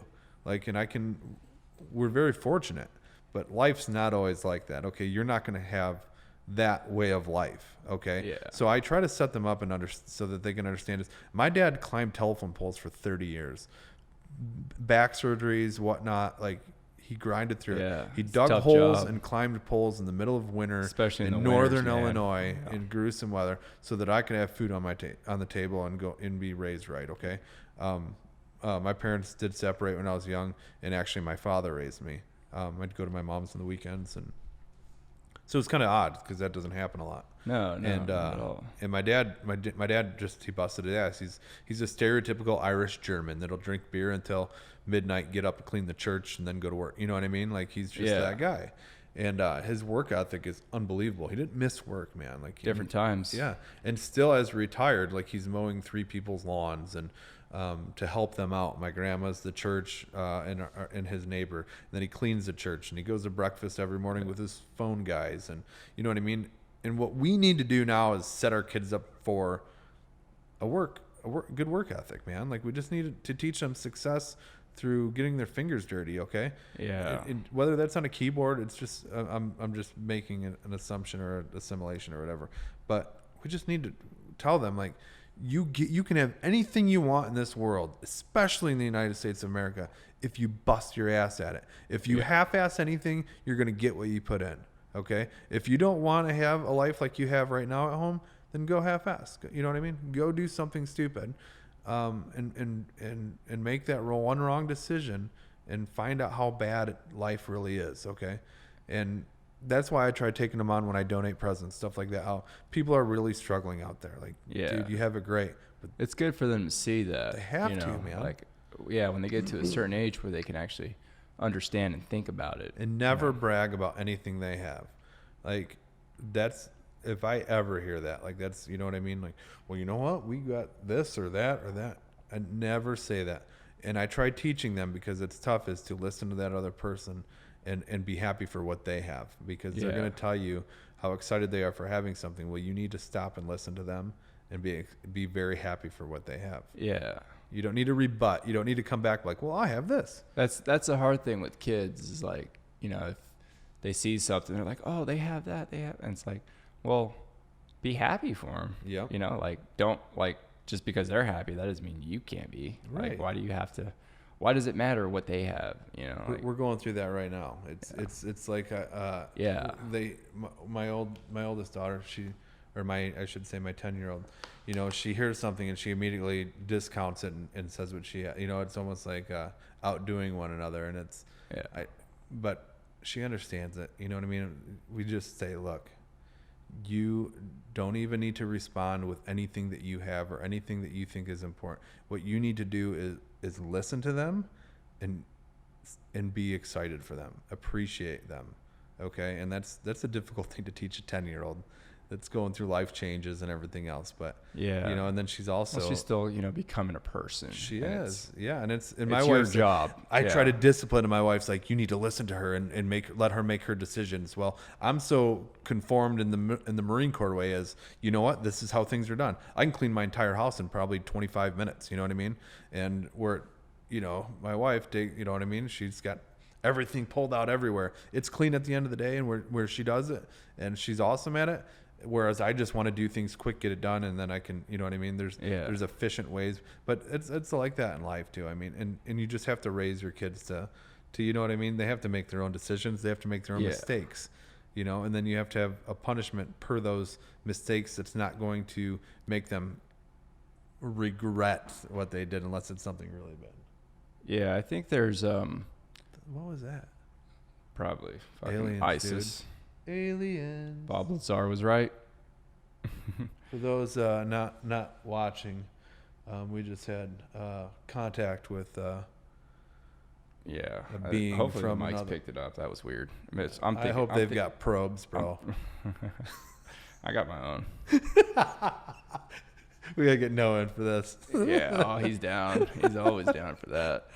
No, first of all, I just want to thank you for just inviting me on here, because I appreciate what you're doing, and I think it's awesome. And obviously, it's something that I look up to, because it's something that I've been kind of picking your brain about. Yeah, and no, you're dude, good at it, man.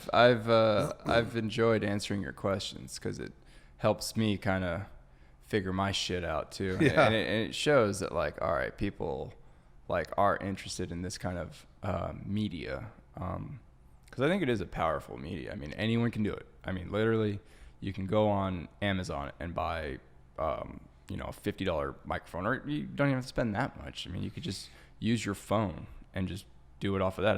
I've had to upload some phones from my backup that I'm just using on my phone, and it's like you got this.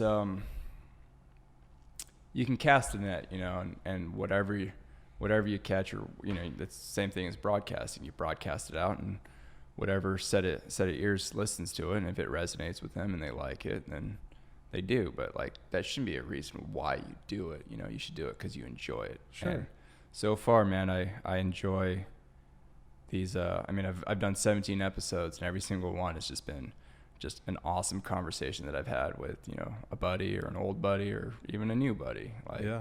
it's just I don't know. I guess maybe it's a little bit of like my creative outlet, kind of like that creative therapy, you know.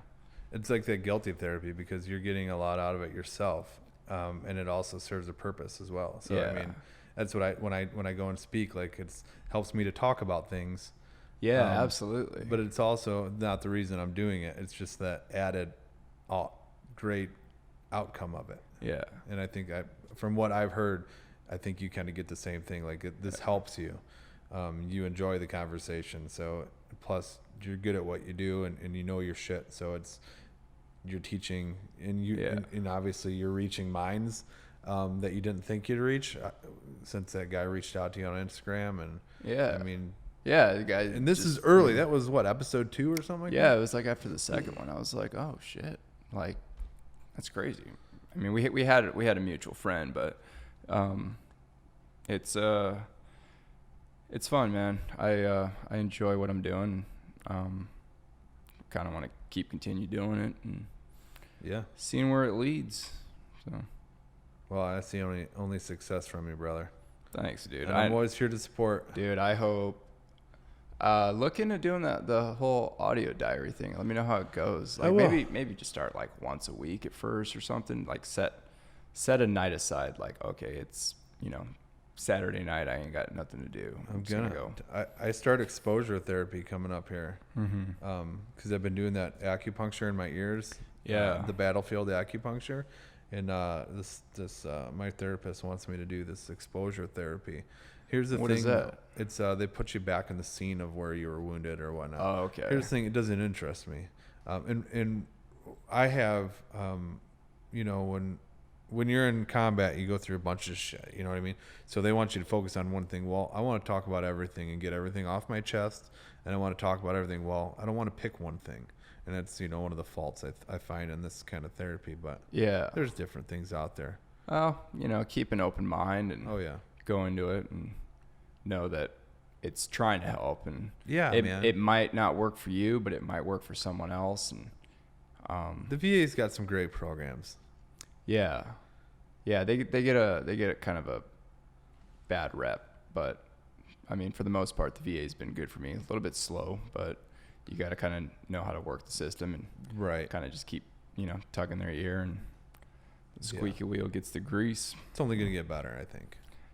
Yeah, I mean, I think, and we've seen that, right? Like from how they've treated, you know, the Vietnam veterans to now, it's just leaps and bounds. And I think it's only going to get better. I mean, one of the biggest driving force behind that were the veterans, you know, and being vocal about it. Yeah. So I think we are doing a pretty good job about that. But I know tons of VA employees that deserve a lot of credit because they could be, you know, a physical therapist at a way bigger hospital and be making way more money, but their passion is helping veterans. Yeah. And it's finding those individuals that want to do that kind of work, you know. Yeah, and it's always the people that are the ones that are bitching and moaning, like they can't do nothing to help me, that they've done nothing to seek that help or get involved in the programs, because there are so many programs out there.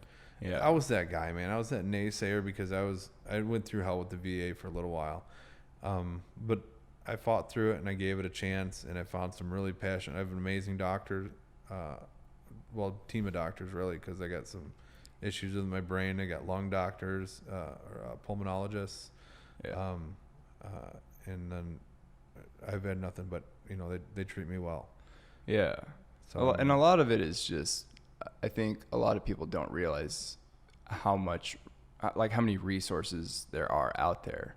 And that's what I love about, programs like Oscar Mike is we build that network of people, and you start communicating with other veterans who are dealing with a similar situation. They're like, oh yeah, here, just, you got to call this person, or, talk to everybody OT knows someone, dude. Right. Everybody. Exactly. It's all about networking. Huge network. Yeah. And Oscar Mike, that's helped me out a lot in that aspect. I even tried pimping Noah out to try to get me some acting gigs through his buddy from that reps on I think it's DAV with the guy from Super Troopers. I told him, I was like, dude, can you link me up, And I've never been that guy to ask for help like that, but I feel like I'm struggling to find an agent or something. And you need to find an agent just to cold read in front of, so that you can actually just to get heard, And yeah, that's a whole. 'cause I'd love to act. That's what I really want to do. That's a whole nother business. Comedy and acting. I know it. You ever think about getting on like stage? Like theater type stuff. Yeah. Yeah. I mean, I've thought about it. I don't know how great I would. I have a hard time being vulnerable, and eccentric, and I feel like a lot of that's there's a lot of emphasis on the last word of your sentence type thing. You know what I mean? You're a comedian, man. I know you can. You're I'm sure I can stumble through it, and not even stumble through it. I think I'd have fun doing it. I was going to go take classes at Second City, and I ended up not doing it because I had some conflict of I had landed some really big talks, and it just never kind of revisited it. But I have a couple friends that one just did a comedy thing, Cage Free Children, and they're basically raising money for the border, but that's their way of doing it. And they find humor in a lot of things, but it's for a good cause type thing. And I love how he's doing that. Now he kind of wants to do use comedy as his kind of outlet to bring up good causes and stuff. And I thought that was pretty cool. So I think he's going to be one of the comics that are going to come down here and do it with me at the local pub here. Right on, man. So I think it'd be fun. And there's so many different tools you can use to kind of get things out there and causes. And I'm not saying you need to go crazy and preach your cause or anything, but just have fun, man. And just and I'd love to get into acting. But it doesn't work, man. Like. Yeah, no, keep your options open. Yeah. And I think it's great that you're open to trying different things, especially in performing arts. Yeah. Because I feel like we need more veteran representation in Think that about community. modeling nude for painters as well. I think I've got a pretty robust physique. I could see it. Yeah. I could see like you on an apple in my mouth. I could definitely see you like on the side of like dadbods.com. billboard ad for like Sherwin-Williams or something. Dad bods and painting. Yeah. Sherwin-Williams. Shout out to Sherwin-Williams. Yeah, no, totally. Like, because you see like advertisements, like you want to see like the everyday man. Oh, you do. You do. Put some suspenders on. Ooh, yeah. Shit. Get some suspenders. I'll be selling that semi-gloss like there's no one's business. Trucker hat. Yeah, dude. A little bit of paint here and there. Little paint. Yep. Maybe I should paint some overalls on, some white paint. Oh, now you're talking about doing like body art paint. Oh yeah, like body art modeling. I'll do it all. Yeah. Yeah, I've got that physique. You got a big canvas. I do 200. Well, no, dude, I'm down to like 195. Really? Yeah, I think I got a tapeworm. What do you think you're good? What do you think a good like fighting weight for you would be? Well, when I joined the Marine Corps, I was 153. Okay. I'm 6'1". All right. So I was a beanpole bitch, man. And when I got out, I was 170. When I got wounded, I was 170. I was back to 170. I'd gained about back to 190 before I went back to Iraq. And when I got wounded, I was about 170 pounds. Yeah. And then I just sat in a hospital for 7 months and just threw ice cream down my throat. And, You know what I mean? And just I think another 10, 15, you'd be fine. I think so. Yeah. But you know, my wife likes chubby guys. You know. Yeah. So you know, if I get too skinny, then she's gonna shy away. She's gonna go look for those chubby guys. She's gonna start wondering, like, why is this guy toning up? Is he thinking about leaving me? What's going on? Oh my God, I'll never get any better. Let's just say that I peaked, man. I'm at my peak right now, and I'm happy. I did an episode with one of the rugby players, and we were talking about weight loss and everything, and I just kind of I forget where I heard it, but you know, every 10, 15 pounds you lose is like a bowling ball that you no longer have to carry around with you anymore. I've never even thought about that. Yeah. There was, I think I heard it from some guy who was losing weight, and what he would do is every like 15 pounds he lost, he would put a bowling ball on a mantle. And it's like, you no longer have to carry that weight around. So the bowling balls feel really heavy, like a 15-pound bowling ball. Right. Yeah. And yeah, I was telling, you know, the guy, I was like, yeah, that's 15 pounds that's not in your lap anymore. When you transfer, when you push around, like, you don't have to carry that shit with you. A buddy of mine, he does like a weight program, and he has them hold bags of sugar. I'm not sure how much they weigh, but they hold a bag of sugar per amount that they've lost. And yeah. Some of them stacks them up, and it's pretty amazing. Like, it's unbelievable. Right. And these people are doing amazing things, and I love it. You know, I love success stories. I am one of those people that will never, ever look at somebody in envy or jealousy. I will always appreciate what they're doing in life and be extremely happy for them. I've been blessed with that mentality. And anytime I see somebody doing something good, man, it brings joy to me. Yeah. You know, which is cool. You know what I mean?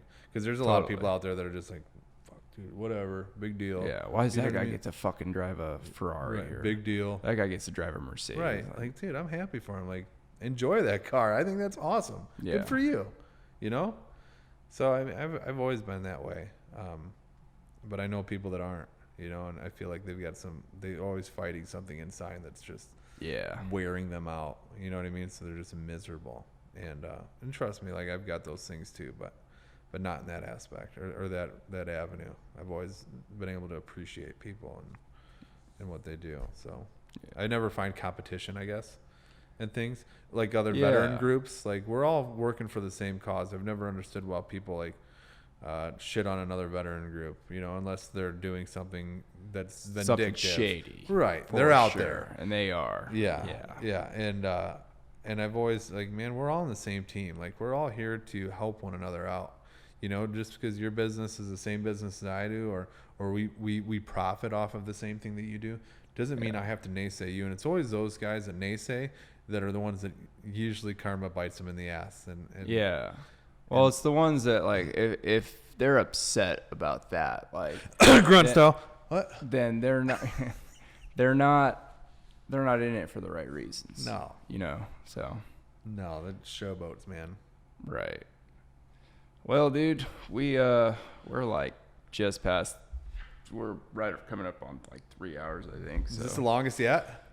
It will be in 5, 4, 3, 2, 1. Record breakers. Don't quote me though. I think it is. I think this has been our longest episode, but time flies, man. You caught me at a good time. I actually get to sleep in a little bit tomorrow, so.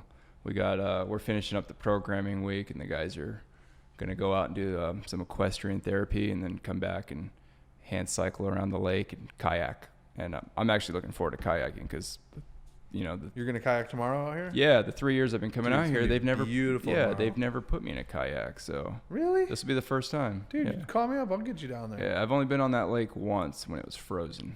Really? They just threw my ass on the wheelchair out there, and that was fun. Like a fawn on ice? Yeah.